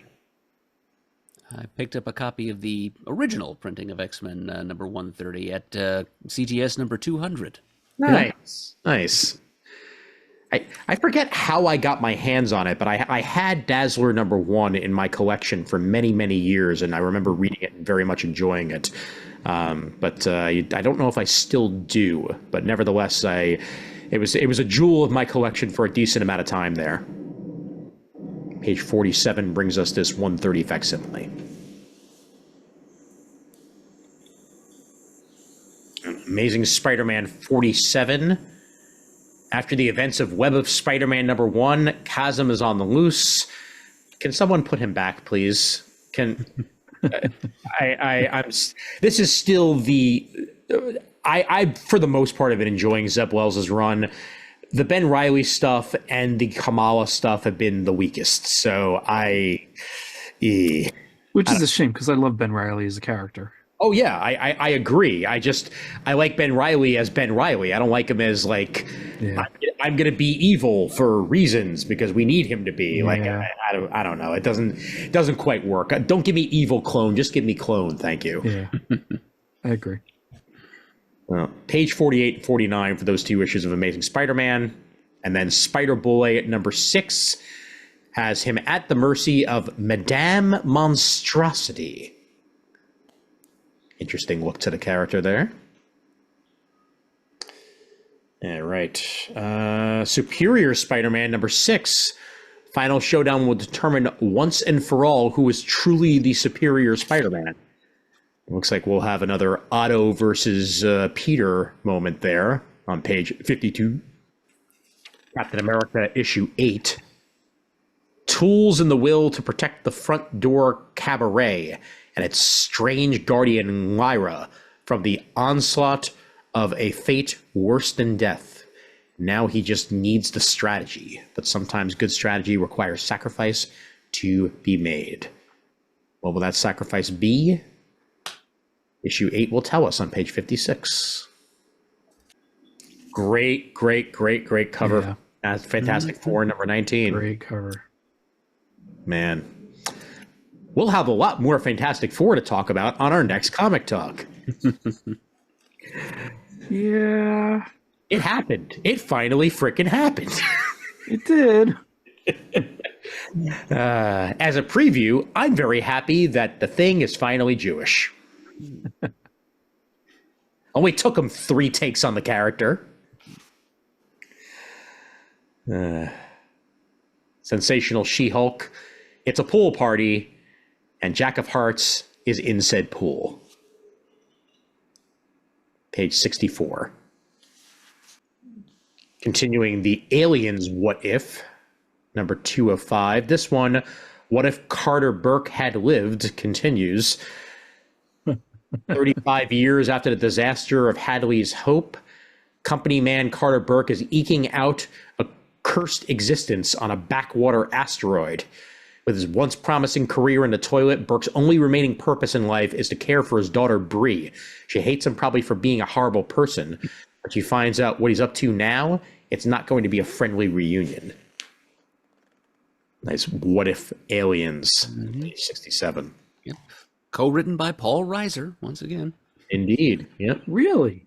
I missed that. Burke himself. That's interesting. Paul Reiser and Leon Reiser. Interesting. I think the Aliens movie was the first time I ever saw Paul Reiser in anything. I think so for me as well, yeah. And then obviously, Mad About You shortly. Oh, yeah. Then I realized he was a comedian and watched specials and different things. And Mad About You, God, watched that to death. Oddly enough, only season 3 is on any kind of streaming, and I have it on Apple. Well, I shouldn't say that because it was on Amazon for a while when they finally released the new reboot of that. But for years, I couldn't find that anywhere. That is indeed Paul Reiser's son, Leon Reiser, by the way. I just looked it up. And issue 4 of 4, Beware the Planet of the Apes. Once again, if you have not listened to our Planet of the Apes retro movie review, it was a heck of a lot of fun. It was. And now on we go with the all-new series set in the original era, the 4th and final of this particular miniseries, available on page 69. Onward we go to trades. And a Danny Ketch omnibus coming out. The great Mark Teixeira cover. Got some old school Howard Mackey, Todd McFarlane, Roy Thomas, Dan Thomas, Mike Barron, Dan Slott, Chris Cooper, and Joey Cavallari stuff for you. With artists galore on this. Larry Stroman, Mark Teixeira, Ron Wagner, Todd McFarlane, et cetera, et cetera, et cetera. Romita Jr., Palmiotti, you name it. They're all involved here. And this is some great 90s Ghost Rider adventures. The first 24 issues of the 1990 Ghost Rider series, along with Spider-Man 6 through 7, Mark Spector, Moon Knight, number 25, Doctor Strange, Sorcerer Supreme, number 26, Punisher War Journal, 29 to 30, Ghost Rider, Wolverine, Punisher, Hearts of Darkness, a favorite of mine, and material from Marvel Holiday Special, and I think that's the one that I own, from 1991. And Marvel Comics Presents 64 to 71 and 90 through 118, all available in this amazingly large omnibus. Yeah. 1,216 pages. That's crazy. 79. That is crazy. Yep. Wow. And for you, Shane, Excalibur Omnibus Volume 3. Although this is the Scott Lobdell stuff, so less important. Less important. This was a kind of an in-between era for Excalibur, quite frankly. I don't think even they knew where they were going at that point. Yeah, I'm not even sure if I was reading it at that point. Yeah, this has the earliest Warren Ellis stuff involved with it as well, because there were a couple of issues I think that Ellis did before he officially took over the book of Excalibur, and that's included in this particular omnibus. Page 80 for that. But a new printing of this on page 81. Talk about some of the best damn Avengers ever made. Yeah, I'll agree with that. Yep. This is Avengers by Busiek and Perez, continuing their omnibus presentation of this in volume 2 with a brand new printing on page 81. If you do not own this, Do yourself a favor. Gosh, that was 98. Oh my gosh. Yes, it was. 98, 2000, 2001. Ay, ay, ay. Yep. Right after Heroes Reborn, Heroes Return. And Volume 2 of Extreme X-Men, because we needed some more extreme in our lives. Here it is. This is the original Extreme X-Men, not the new miniseries that came out a little while ago. This is collecting Mechanics 1 through 6, which was a Kitty Pryde miniseries. Mm-hmm. Extreme X-Men 25 to 46, X-Women number 1, and material from X-Men Unlimited number 39. This is a what if novel that's being solicited on page 86. What if Loki saved Asgard from Tony Stark's revenge? Interesting. Learn more at marvelwhatifbooks.com. So this is not an actual solicit. This is just them advertising it in the middle of the book. But yeah, if you're interested, page 86 has more information on that. And then Hulk's Grand Design by Jim Rugg on page 88, if you're into Rugg's take on superheroes.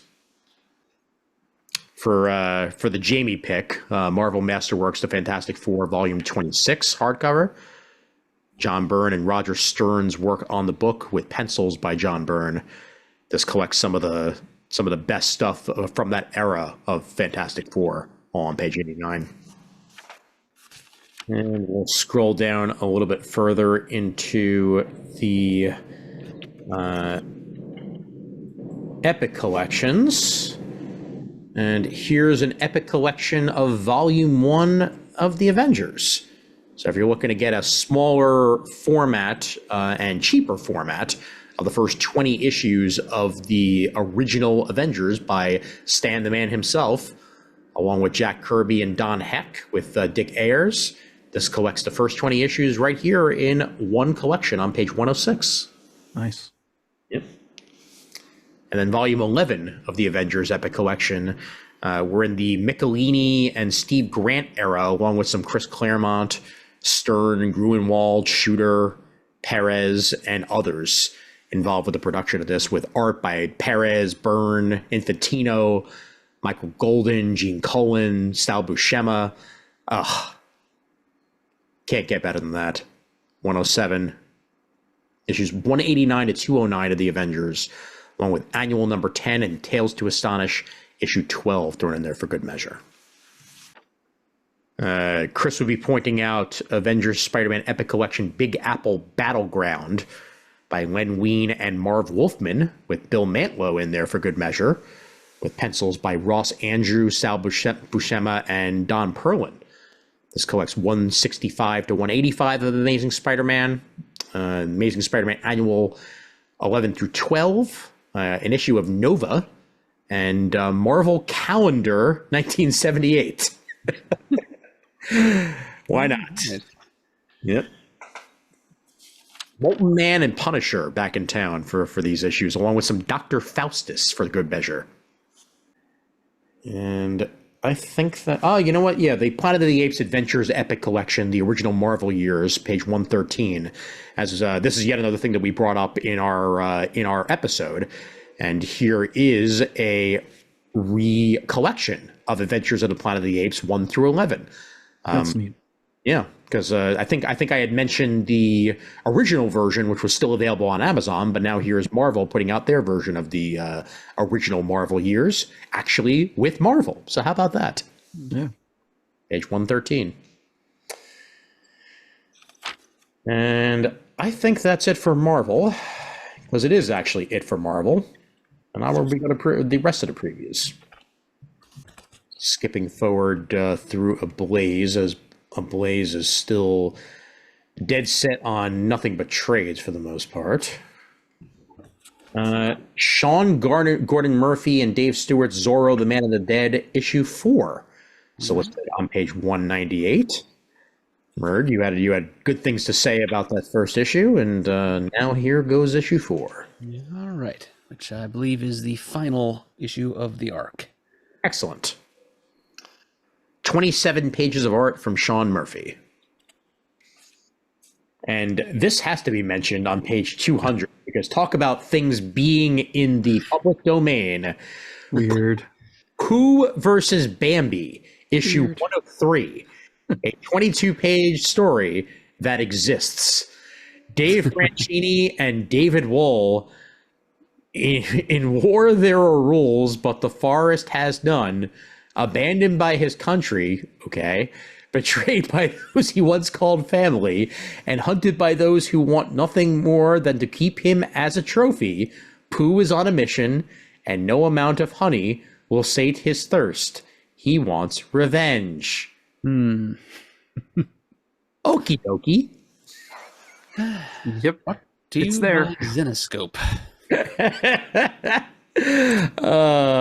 Why you gotta do this, guys? Why you gotta do this? Oh, man. Well, page 200 for that. Yippee. I mean, it does lend itself to their grim fairy tales they've always done. I get it. Sure. And then David Wall doing the fall of Emerald City on the next page, because we needed sexy Dorothy for the heck of it on page 201. Cinderella, Murder for All Seasons. All right, I think I'm done with this stuff. All right, we go to some further solicitations. This time, Dark Horse. Got a first issue for The Butcher's Boy by Landry Walker and Justin Greenwood. Deep within the back roads of the Pacific Northwest, an entire team fell victim to the brutal cleaver of the Butcher of La Perdita. But that was more than 100 years ago, and in that time, the generational nightmare of murder and meat has been reduced to morbid clickbait folklore for bored travelers to share online.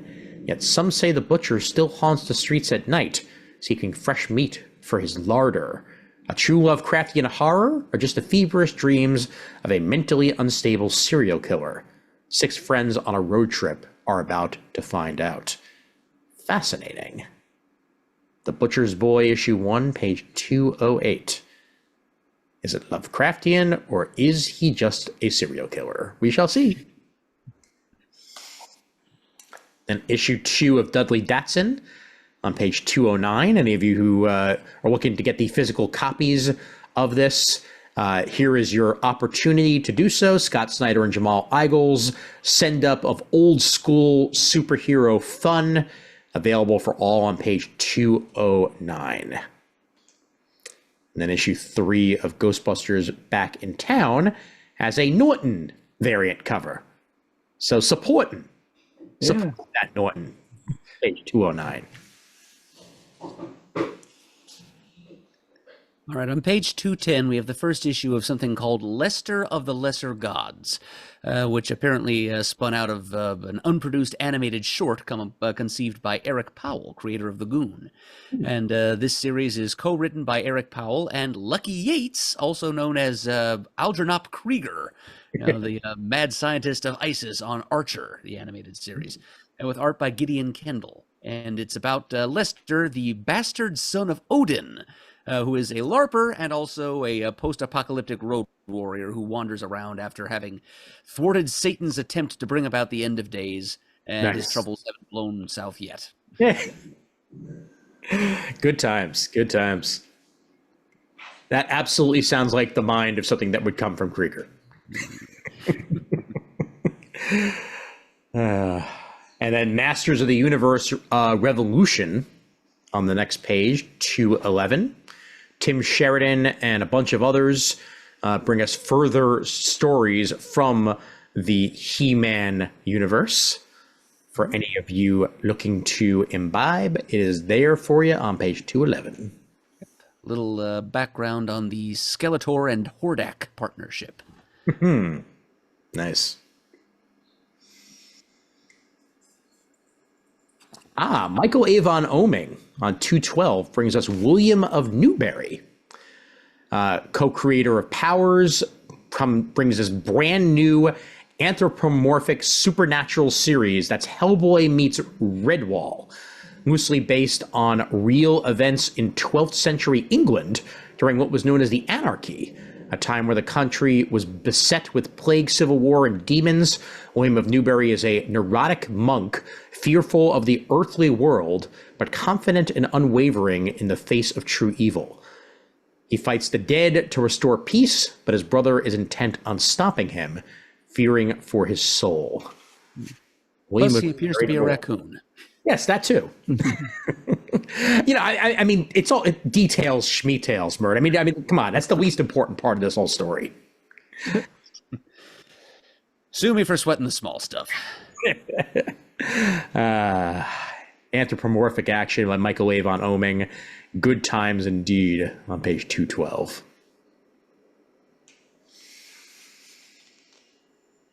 Canary in graphic novel form, Scott Snyder and Dan Panosian.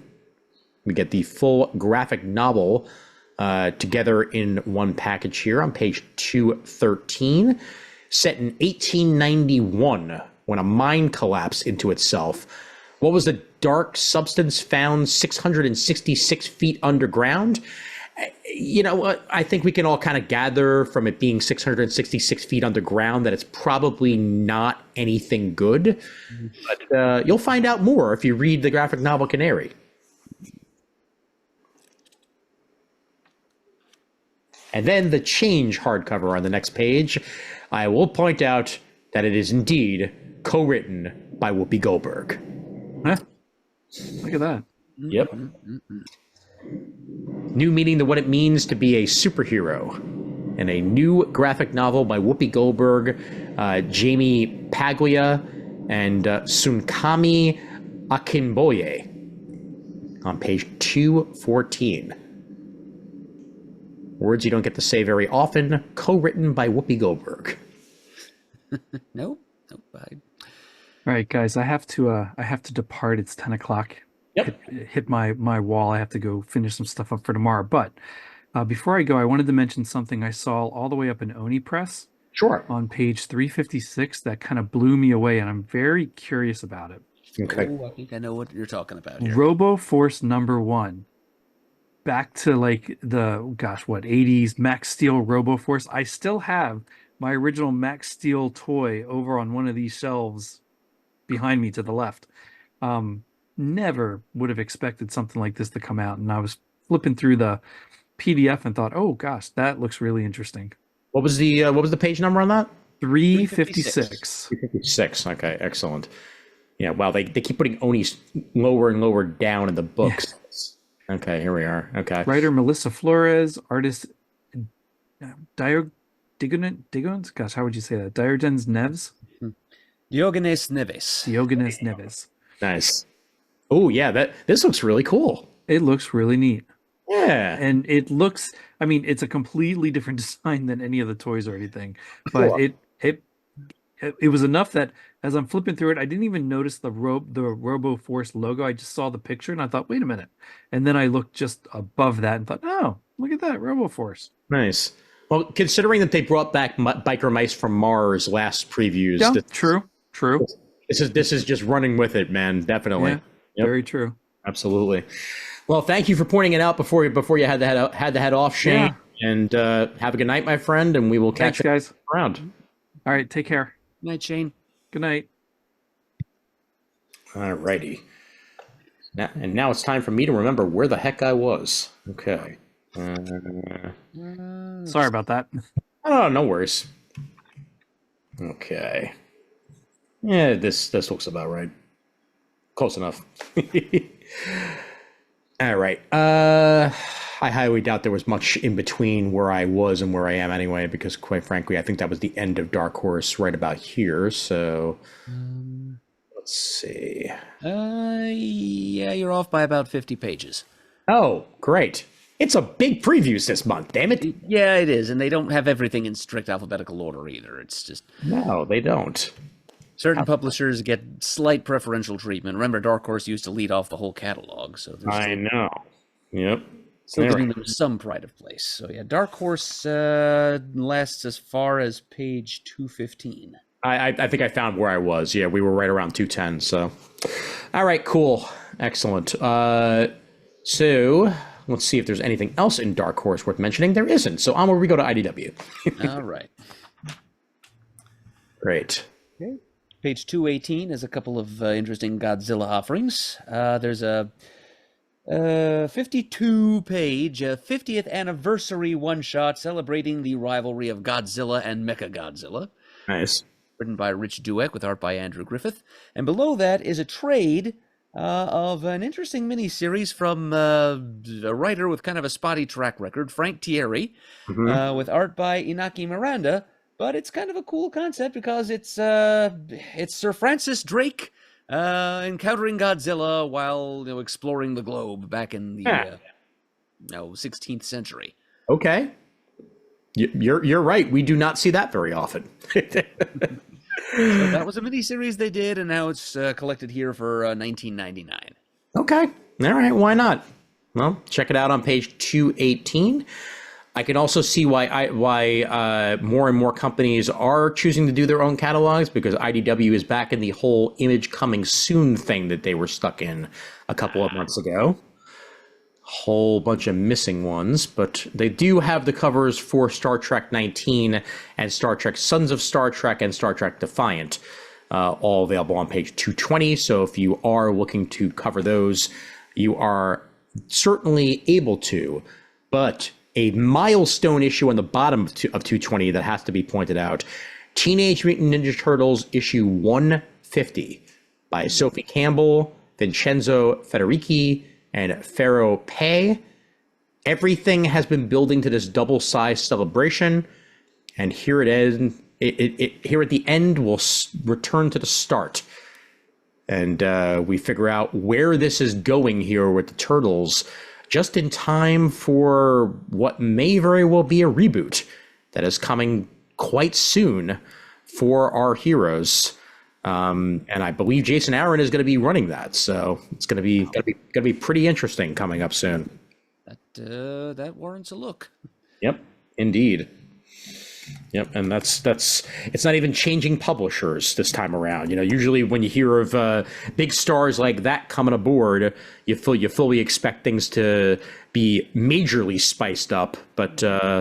Yeah, it's going to be Jason Aaron and a whole bunch of different artists: Raphael Albuquerque, Joel Jones, Cliff Chang, and Chris Burnham, all working on TMNT in 2024 with a brand new issue 1 coming soon. That sounds serious. Yes, it do. Yep. Slightly less momentous, though, at the top of page 221, Teenage Mutant Ninja Turtles Saturday Morning Adventures number 12. Apparently everybody had such a good time with the recent reappearance of that animated imp, Mr. Og, that writer Eric Burnham decided to bring him back for an encore appearance. And so here he is. Nice. TMNT Soplik. That's exactly what he is. He's extremely Mixelplickian, yes. Oh, yeah. Yep. For you coloring book fans, on 222, Cats, a Smithsonian coloring book. It's cats. You could color them if you'd like. That's really all you need to know. And on the bottom of that page, The Rocketeer and the Den of Thieves gets a graphic novel collection. Remember when that was coming out not too long ago? Stephen Mooney and David Messina on the writing and art chores on page 222. Do check that out. Deadweights on page 225. Is this another exciting new superhero universe? No, just a buddy comedy about two unlucky henchmen trying to make their way in the world. Deadweights takes a hard look at what happens after the fight when the villains are tired of being villains and the heroes aren't as heroic as they want you to think, featuring the first of 6 mugshot incentive covers by Richard Pace, which will form a linked image.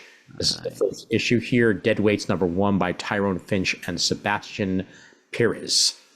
Page 224. It's a decent concept.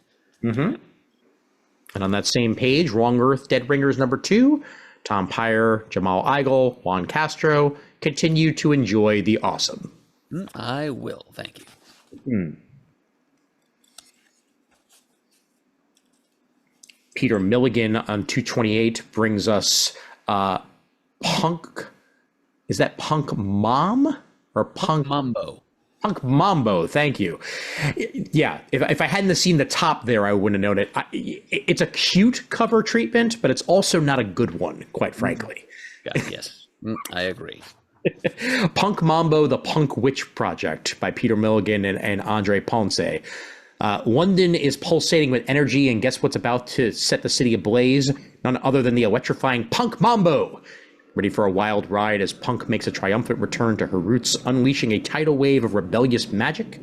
Brace yourself as the legendary creator Peter Milligan takes the reins once again, weaving a spellbinding tale in the very heart of the Punk Witch Project. Page 228. Fred Van Lente and Sebastian Cabral bring us The Darks, Soul Side. Nice horror one-shot by Fred Van Lente. 56 pages at that on page 230. Yep, for a mere $13. Yeah. Don't do that, guys. Don't do that, Alien. How do you do that? I think because they bit off a little more than they could chew buying the whole Valiant line, and now they have to make their money back somehow. Yeah, the 192-page trade paperback of Exo Man of War Unconquered is $30. That is reasonable. Yes. $13 for 56 pages is less so. Very much so, yeah. Sigh.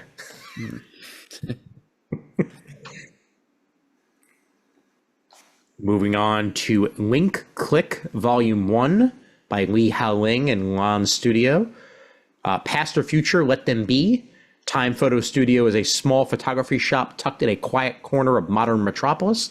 This seemed abandoned place is run by two friends, Cheng Jiaoxi and Lu Guang, who use superpowers to enter photos to fulfill their clients' requests, but their time agent missions don't always go as planned. So it's awesome. Using time to get the right pictures for the right folks. That's a really cool concept in Link Click Volume 1 in hardcover on page 235. And now rising from the dead here under American mythology on page 237. This is a weird and wonderful concept that was originally solicited from some very minor publisher a couple of months ago. I tried pre-ordering it, and eventually I heard back from DCBS that it was canceled, but now it's coming back here at American Mythology. It's called The Gun Hand, and it's the further adventures of Frankenstein's monster circa 1888. He finds his way to the United States. He gets one of his arms chopped off and replaced with a haunted one. His magic. And so he fights his way across the country. It's gunslinging Frankenstein with a cursed magic arm that's drawing him inexorably to California on the other side of the country. It's gunslinging pioneer adventures with the haunted arm Frankenstein. It's like I said, it's a lot of strange and interesting things crammed into one concept. Certainly. I kind of have to give it. I ordered it once. I'm going to order it again. Absolutely. That's not only is that right up your alley, man, but like that is well worth checking out. Excellent. All right. Kind of reminds me a little bit of okay, maybe it doesn't quite remind me of it, but the fact that Poor Things came out, and is up for Best Picture, I'm kind of in a Frankenstein mood. And mind you, I might wind up watching Young Frankenstein later this week just to get myself even further in the mood, because that is always a classic. Oh yes, anytime that impulse takes you, just obey it. Watch Young Frankenstein. Yeah, I showed Martha Blazing Saddles for the first time last week, and that was very much an experience. She enjoyed it? Oh yeah. She enjoyed it for the most part. I think she still prefers some other Mel Brooks over it, but she definitely had a rollicking good time. Yeah. Snoopy Beagle Scout Adventures for your kids there. It's a free comic book day participant and well worth mentioning again on page 242. Charles Schultz, Snoopy, Nuff said. Mm-hmm. Yep, you can get a little sampling of that on Free Comic Book Day, and then you can pay $12.99 to read the whole thing. There you go. Indeed. Ah, wow. Archie and Friends Hot Rod Racing. Page 246. It's like the wacky racers of Archie going on here. Yes, an homage to little remembered subgenre of underground comics of the early 70s. Absolutely. I'll check it out on page 246. 249 has some interesting stuff. Bubble Gun Volume 1 and 2. If you're looking for some very 90s looking superhero action out of Aspen, who are very much known for their 90s style superhero action, then this might be up your alley. Mentioning it mostly for the Mike Bowden pencils, and Mark Roslin on the story for both volumes there on page 249.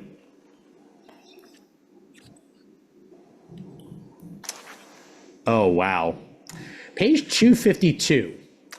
I don't know if this is going to come out. A Tree of Books, Ringmaster, Vince McMahon, and the Unmaking of America. Yeah, Vince McMahon, not exactly a name you want to be mentioning very much at the moment. And Atria definitely had this in the making long before anything changed about his status in the world. And I don't know if this is going to wind up coming out, quite frankly. Very least, they may want to rush in like an appendix or an afterword or something. Yeah, exactly. Like, appendix, Vince McMahon is bad. That's it. 252. Boom. Try ordering it and see whether or not it actually comes out.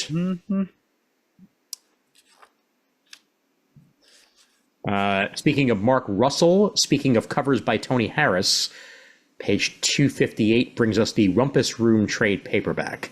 And that is a very, very gorgeous Tony Harris cover to go along with said trade. Ooh, yes. Gorgeous, disturbing cover for a gorgeous, disturbing story. Indeed. Meet Bob Shrunk, technocrat billionaire, collector of bad art, and victim of a hideous skin condition that can only be treated with a highly illicit and definitely not FDA-approved face cream that must be harvested from human beings. Hey. Bob isn't unfair, though. He's happy to let his guests select who will be next to be sent from the Rumpus Room to their doom. There's just one thing Bob doesn't know. One of his current guests is an undercover cop, and she's carrying a concealed gun. Oh boy, man. That is something else right there. Yeah, I may actually pick this up. I may actually pick this up. 258. Yep. Only $17 too for 112 pages of content. Not bad. Yeah. Oh wow! Look at that artwork. Oh, good stuff. Moving along to page. Here we are. Black Panel Press on page 264. Animals Rule This Land by Luke Milton. The world has ended. You're the only human left in a village full of erratic, freshly evolved animals, and a maniacal rabbit in a vest is giving you a blood-covered toaster. They say they want to be friends. So why are you constantly being drugged and threatened by henchmen, kidnapped and insulted by the dog next door, and falling prey to a seemingly friendly duck who's running an unnecessarily complicated bread scam? These words, they almost make sense. This is delightful. Oh my God. Coveted an unquantifiable amount of chicken nuggets. Yeah, okay. Animals Rule This Land graphic novel. This is like an Adult Swim series in graphic novel form. The art style kind of makes me think of Super Jail. Good point there. Good point. Yeah, well, Luke Milton bringing it, to say the least, on page 264.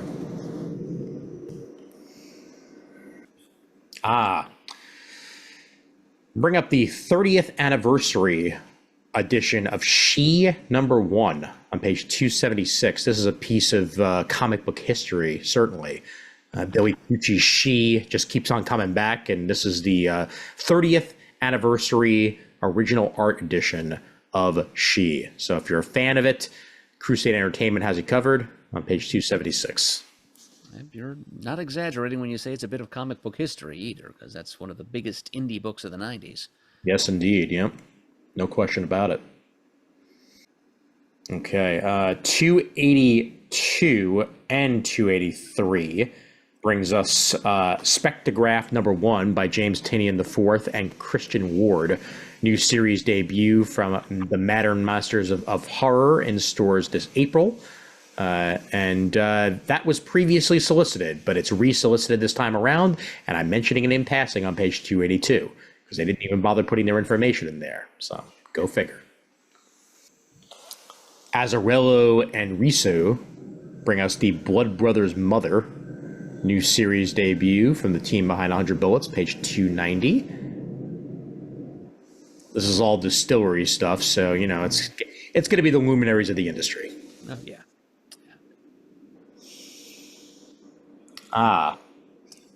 302. This looks fascinating. Uh-huh. Yep. My favorite thing is Monsters Book 2 by Ernell Ferris. Most anticipated graphic novel of 2024, concluding the story of young Karen Reyes, the most inspiring monster in contemporary fiction. Mm-hmm. Yep. I'm pretty sure some of you listening out there nominated Volume 1 of this as one of your favorite original graphic novels of whatever year it debuted. So if you're one of those people, Volume 2 is here. Order it. Excellent. And then 304, Walt Disney's Mickey Mouse, The River of Time, Disney Masters Volume 25. Always got to bring up the Mickey stuff.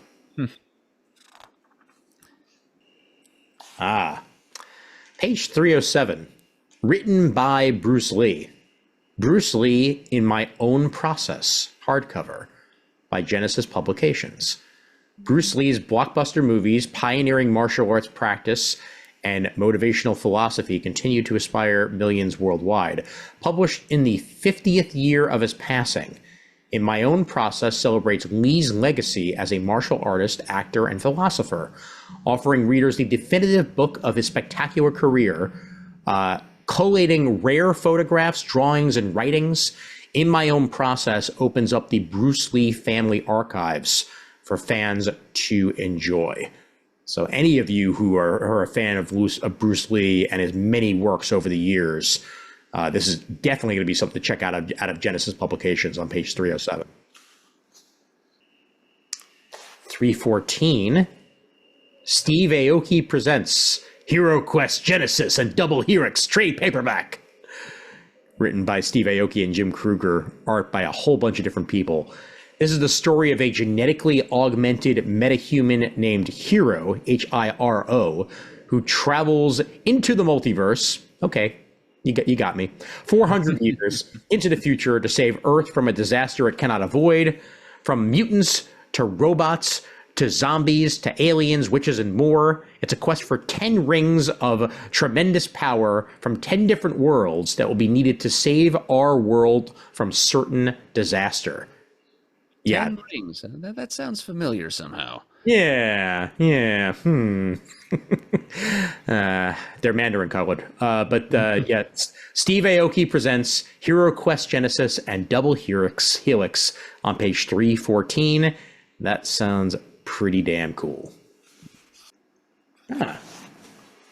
Chris Sabella's got a new one on 317, Eden, with Mark Lamming on the artwork. To say the least, it looks like it's going to be a horror book, sci-fi thriller horror. From that cover, that is incredibly horrifying, and I can't look directly at it without fearing for my life. But in space, no one can hear you freeze, essentially, is looks like it's going on here. Desperate to escape a dying Earth, a family schemes their way onto a massive spaceship toward a new planet, Eden. Guess what? Bad things happen. That's pretty much guaranteed. Seems to be the gist of it, yeah. Yep. Well, do check that out on page 317. You got the full story here for you, as this is 136 pages in softcover form on page 317. Great artwork on the following pages as preview as well. Eli Powell, 334. a one-shot. Got to point out a one-shot. Still, the follow-up to Eli Powell's brutal book Ravage. When the sights and sounds of a snow-covered forest creep into the psyche of a hunter living alone in the woods, the consequences of his past actions begin to manifest as ghosts in the present. What's hidden in the still between the trees? Living nightmares of his own creation. Chilling and atmospheric, Still tells a tale of loneliness, fear, and redemption. That's what you get out of this one shot here on page 334. And Ravage is offered again on that very page, by the way. So if you wanted to check out the first of Eli Powell's stories, it's there, and then Still is there. It's a very Frank Miller-esque cover, I'd say, for Still. The blacks and the whites and just a little bit of color thrown in there for good measure. And 336, Superhumanity, Volume 1, Number 2. Super Australians! Yeah! I don't think I mentioned the first issue, so I will mention the second issue because they're super Australians and they have to be mentioned. Contributions from 26 top Aussie writers and artists. Nice. Part 2 of a 4-part epic, and I'm kind of sorry we missed the first part, honestly, because this sounds like something interesting to me. Yeah, absolutely. Yeah, hopefully there will be a collected version of it at some point, and it's written by an Ian, so I mean you can't go wrong with that. Right? Ian Gould, the writer of this Super Australians on 336. One thing we will spotlight: Robot and Girl. Number 1, Mike White. All ages adventure. Creator of Penguin Random House's acclaimed graphic novel series Melly Bean. It's about a robot on the brink of obsolescence who wanders aimlessly throughout the city, ready to give up on life and donate himself for spare parts until a girl stumbles across him broken, discarded. In appreciation of her compassion and empathy, the robot attempts to help the girl out with a financial windfall. Unbeknownst to him, his procurement of funds brings unwanted conflict with the powers that be, and hilarity most definitely ensues. Robot and Girl, or Robot plus Girl, depending on how you read it, available for you in first issue form on page 337 by Mike White. Speaking of Frankenstein, 339, Her Frankenstein graphic novel by Norikazu Kawashima. Dare to read the psycho-horror classic that horror manga master Junji Ito calls a frightening but moving story about an unfortunate individual who, lost in search of his true self, finds his own annihilation instead? Well, yes, I am interested, and I do dare, because that sounds awesome. We get somewhere else in this catalog. I read that Kawashima at some point grew so badly disgusted with the state of manga that he destroyed all of his work and left Tokyo and was never heard from again. Wow! Holy crap! Yeah, this is this is a relic here. This is a find. Absolutely, yes. A remaining work from Kawashima, one he didn't get his hands on. Well, do sink your fingers into it. Living the Line is the publisher here. Not a publisher I'm familiar with, but glad to see that they're putting this in print in graphic novel form on 339. And again, manga before the manga section. Who knew? Now this, on 340, is well worth talking about. For the very first time in quite some time, Dick Tracy has an ongoing series. Alex Segura, Michael Morecci, and Chantel Amy Osman, with art by Geraldo Borges. A new era for Dick Tracy begins here. Set in the late 40s, in the aftermath of World War II. Yep, indeed. Blending classic elements of Dick Tracy with a hard-boiled and realistic take, Dick Tracy #1 kicks off a fresh and modern take on the iconic detective that remains true to his rich history and it's Alex Segura. So like, yeah, I'm very intrigued with where this is going to go. So I may have to track this one down digitally when it's available and report back. Mm-hmm. Yeah. True to his rich history makes me prick up my ears. So. Yep. And a connecting Brent Schoonover B covers for Dick Tracy 1 through 5. So if Scooney's involved, then I'm even more interested. Oh, yes, ditto. Oh, wow. And, that Francesco Francavilla. Oh, my God. Oof. Man, he's always good. So excellent. And for something way weirder, 342 brings Love Me, a Romance Story, one of 4. New York City, sometime in the far future, where robots like JoJo have taken over the tasks humans no longer want to perform, like driving a taxi. JoJo is pretty happy with his lot in life, but feels as though something is missing. Then he meets Gilda, and it's love at first sight. But the course of true love is a bumpy one, and JoJo is going to find out that firsthand when he discovers that Gilda is entangled with the mafia that runs his beloved city, and they're very much against the potential union for their own reasons. Watch out, JoJo. This is awesome. JoJo Robot. JoJo Robot Multipass. 342. And King Arthur and the Knights of Justice, Volume 1, original graphic novel. This is just amazing. A new take on the classic 90s animated hit, King Arthur and the Knights of Justice. It's like I'm sitting with my cereal right now. This is just so bringing me back in all the right ways. 346.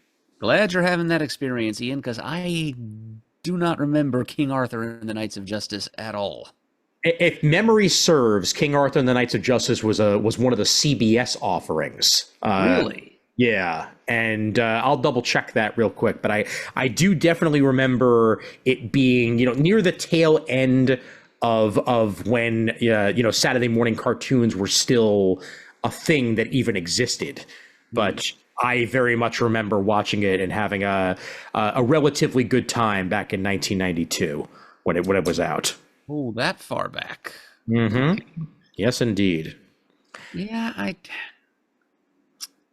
I would have said syndication or possibly UPN. You might be right. You might be right. I'm trying to find the actual broadcast history here. I see home release, but where are we? It was, what?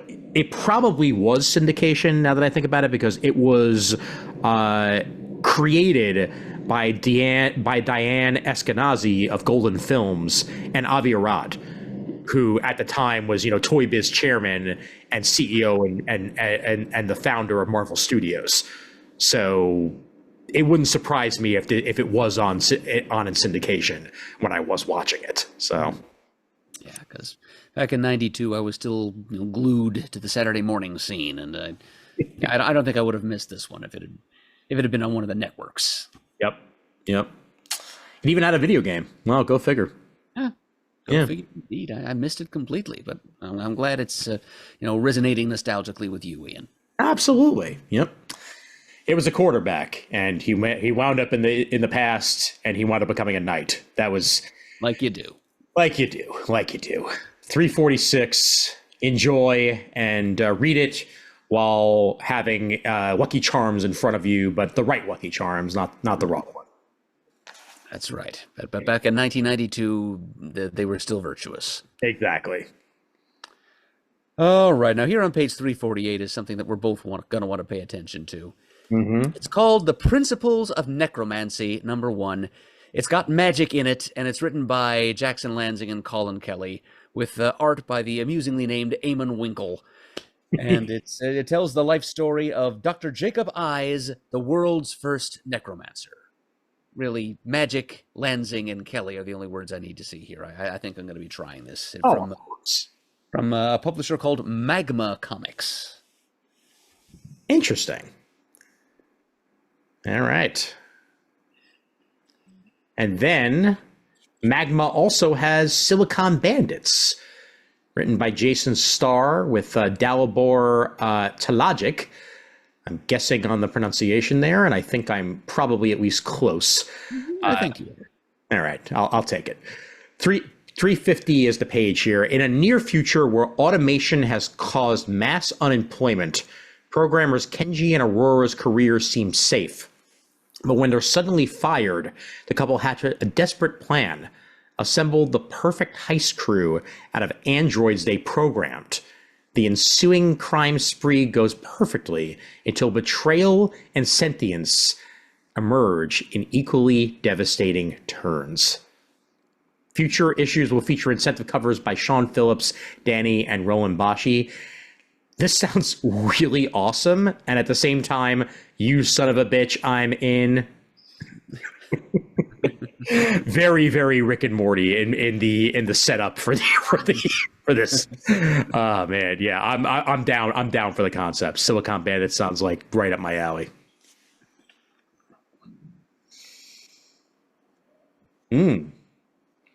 Harlem graphic novel, page 352. In the Great Depression, invention is the mother of necessity to make ends meet. Stephanie St. Clair, known as Queenie, had already understood this when she landed in New York almost 20 years before. Inventiveness when you are a woman and you are black is much more than a necessity. It's a question of survival.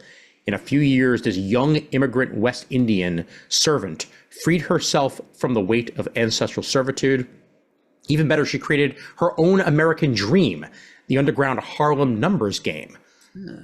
Hers is an ascent that makes people cringe both with the local authorities and the white mafia.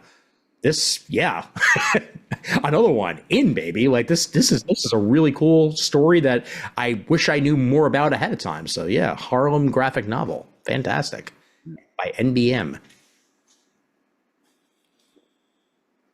352. It's all about the 52s. Mm-hmm.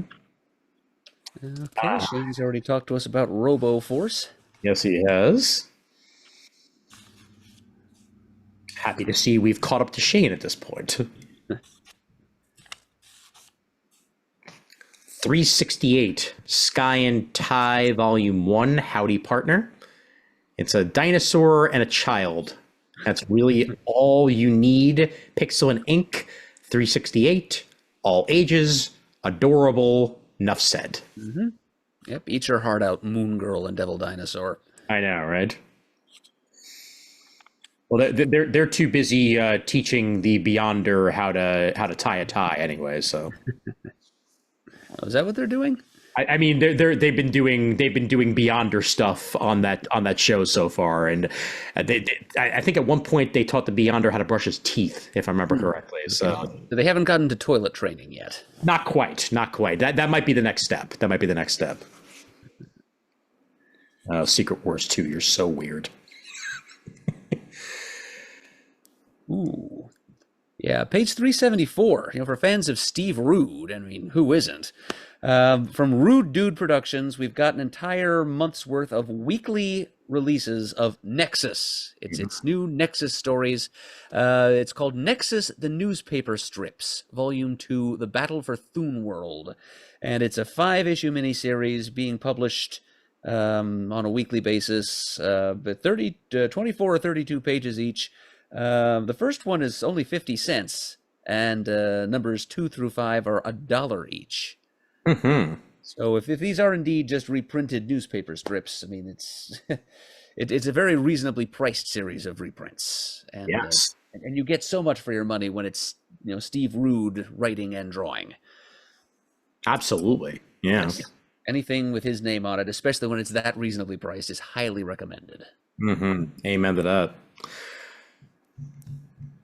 We're on page 375, and we have Baby Barbarian by William Gosling and Igor Wolski. When the Berserk family comes to Lethem, they encounter a merchant in possession of the Player's Throne, a magical seat that transports whoever sits on it to a land of endless fun and games. Unable to control his curiosity, one of our barbarians is spirited away to the ruins of Castle Slapdash. The rest of the family follows him, but Castle Slapdash is full of tricks, traps, and monsters. Will the family make it back home to Lethem, or will they become the latest victims of the ruins' ghoulish residents? Enjoy the world premiere first issue of this non-stop series, followed by the entire story collected soon after in one volume. So you can either get it the first issue and give it a taste, or wait for it to be collected. $3.75, Baby Barbarian #1. Okay. We are quickly approaching tomorrow's. Before we get there, let's just continue the Frankenstein, shall we? And we're halfway around the calendar from Halloween. Go for it. I know, right? 382, Becoming Frankenstein, Artisan Edition, Mel Smith, Paul H. Birch. In the legends that have grown over the century about Frankenstein, none have been the concerns for the victims that died to make his monster come to life. Collecting all 6 issues of the hit comic book series Becoming Frankenstein. Now enjoy the lush artwork of Frank Kuroko and Alex Sheikman in beautifully inked original art that's breathtaking. So this is a deluxe edition of Becoming Frankenstein, all about those who eventually became Frankenstein. How about that? Yeah. 382. I'm surprised no one has thought to tell that story until now. I am surprised as well, my friend. I am surprised as well. What I am not surprised is what Tomorrow's is tackling this month. On page 383, we get the 25th anniversary at Tomorrow's. So here, if I had anything to drink, I would say here, but completely left my drink in the other room. So cheers to that. Yep. 25 years of Tomorrow's. Always, always, always happy to see a company hit a milestone like that, and they deserve it. They begin in Alter Ego 188 with their double-sized issue with a twin flip cover, one for Marvel, one for DC, celebrating 25 years of Alter Ego at Tomorrow's. The Marvel side includes David Armstrong's Comic-Con mini interviews with John Buscema, Marie Severin, Jim Mooney, and George Tuska, plus Stan Lee's dinner with Alan Renee, as annotated by Steve Howe. On the DC side, Armstrong short talks with Carmine Infantino, John Broome, Julie Schwartz, Joe Kubert, and Murphy Anderson, plus a special photo feature on Gardner Fox featuring his extended family. Very cool. Yes, no, that is interesting. Yep. Kind of wondered about Gardner Fox's background. It's good to know that he has an extended family, you know? Yes, I agree with that as well. And meanwhile, in back issue 152, we continue with the Avengers theme a little bit. As get ready, true believers, we have a star-studded Marvel Mania issue. As Sal Buscema's Avengers, Fabian Niciez's Captain America, and Kurt Busiek and Alex Ross's Marvels all turn 30. Damn. Plus Marvel Mania, International, Marvel Age, Marvel Classics, Paul Kupperberg's Marvel novels, Marvel Value Stamps, all Marvel all the time, back issue 152. That is going to be well worth checking out. And how about on that same page, the Comic Book Implosion Expanded Edition by Keith Dallas and John Wells. It's kind of a well-researched semi-oral history of one of the most interesting periods in the history of DC Comics, if not just the comics industry in general. And it looks like they've added additional content, additional interviews, and so forth since the first edition came out. I mean, this is one that comes highly recommended by Pants and by myself. Absolutely. Nominated for an Eisner, no less. Nice. I wonder if this revised version will also eventually get that hype. Who the heck knows? All right. You know what? looking here at our own forums, apparently on page 312, there was something Planet of the Apes related. That was yeah, that was John Burke who said that. And, you know, I actually looked at page 312 earlier before we even started recording. I didn't notice anything Planet of the Apes related there at all. maybe his previews somehow includes the Marvel previews because I mean we did cover the Planet of the Apes stuff being covered there, and it didn't have anything else. So all right, okay, well either way, yeah, you're right. 312 just has a freaking Batman Secrets on it. So nevertheless, I'm glad that we touched the Planet of the Apes stuff when we were in the Marvel section. So excellent. All right, let's get back to Beyond Tomorrow's. See if anything else is worth it before we get to the manga section. And I don't think that's going to wind up happening, quite frankly, just looking at this. Although, if you are a fan of Will Eisner, there's a whole bunch of Will Eisner stuff on offering on page 392, including Will Eisner's New York, the Big City, Will Eisner, A Life Force, The Plot, The Secret History of the Protocols of the Elders of Zion, Will Eisner's The Building softcover, To the Heart of the Storm, and Minor Miracles, as well as Life on Another Planet, all available on offer. Yep, a bunch of other titles too on pages 390 and 391, all coming out under W.W. Norton. Excellent. Supporting W.W. Norton. Because they're supporting Will Eisner. Yes, they are. And here we are with the rest of the rest of the. And let's start off with a little bit of Disney, shall we, on page 405. Disney Mirrorverse, Belle. Ever since Belle's fateful meeting with a dying enchantress, life in her quiet village hasn't been the same. Only Belle, gifted with the last of the enchantress's magic, has the power to protect her father and her village from the strange, twisted influence of the woods.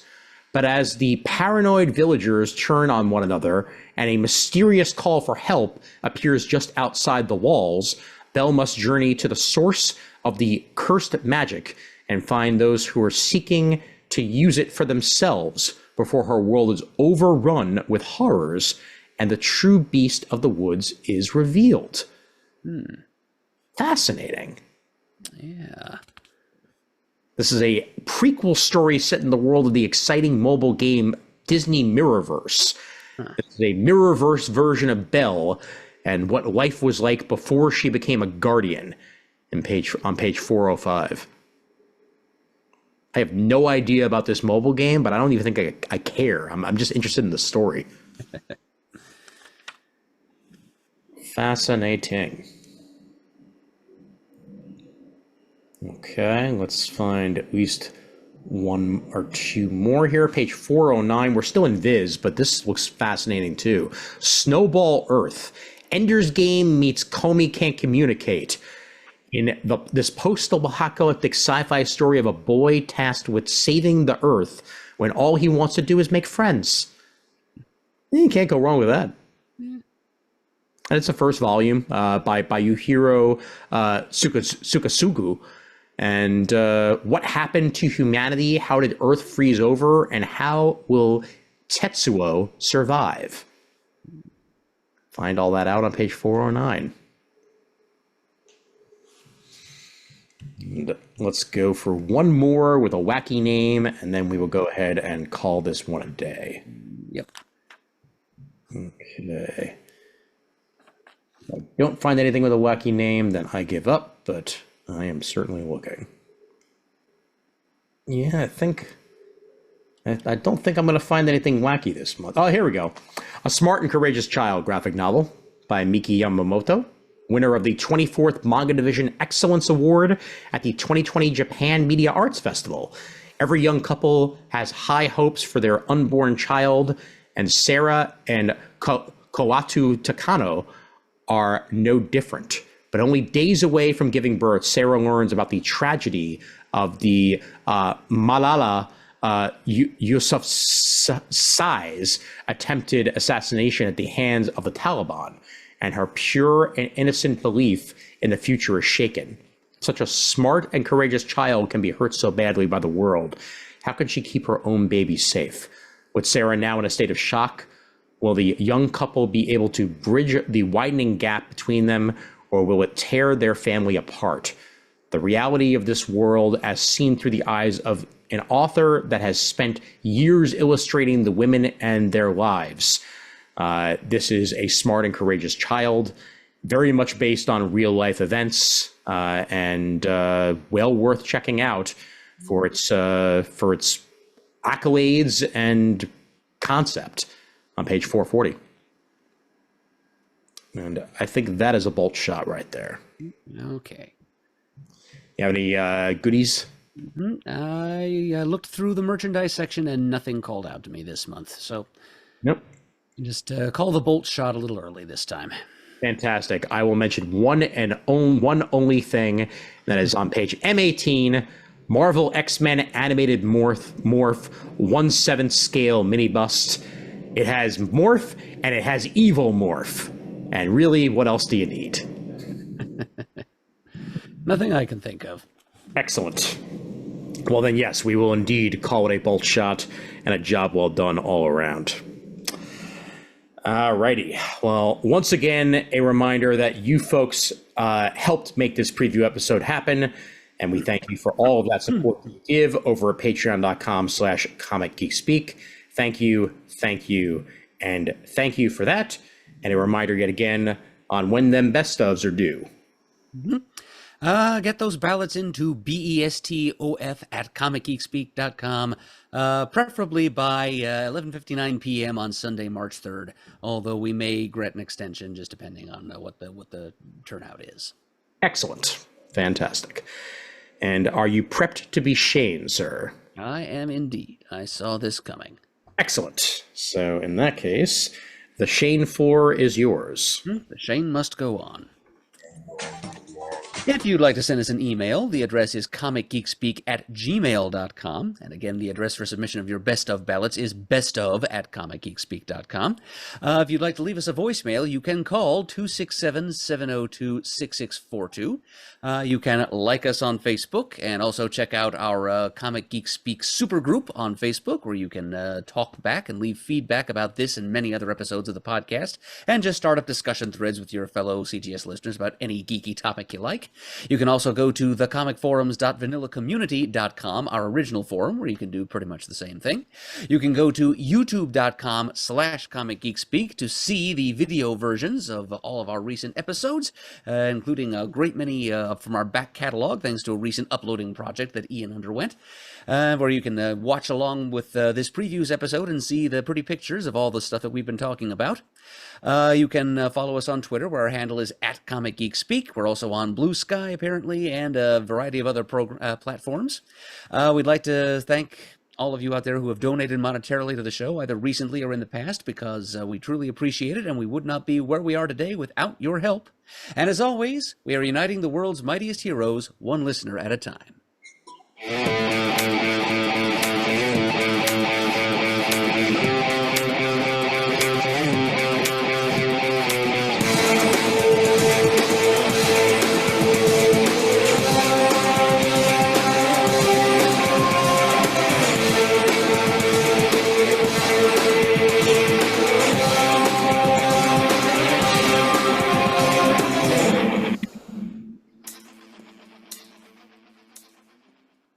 Evil Morph? Not Evil Morph. Evil Morph? Not Evil Morph.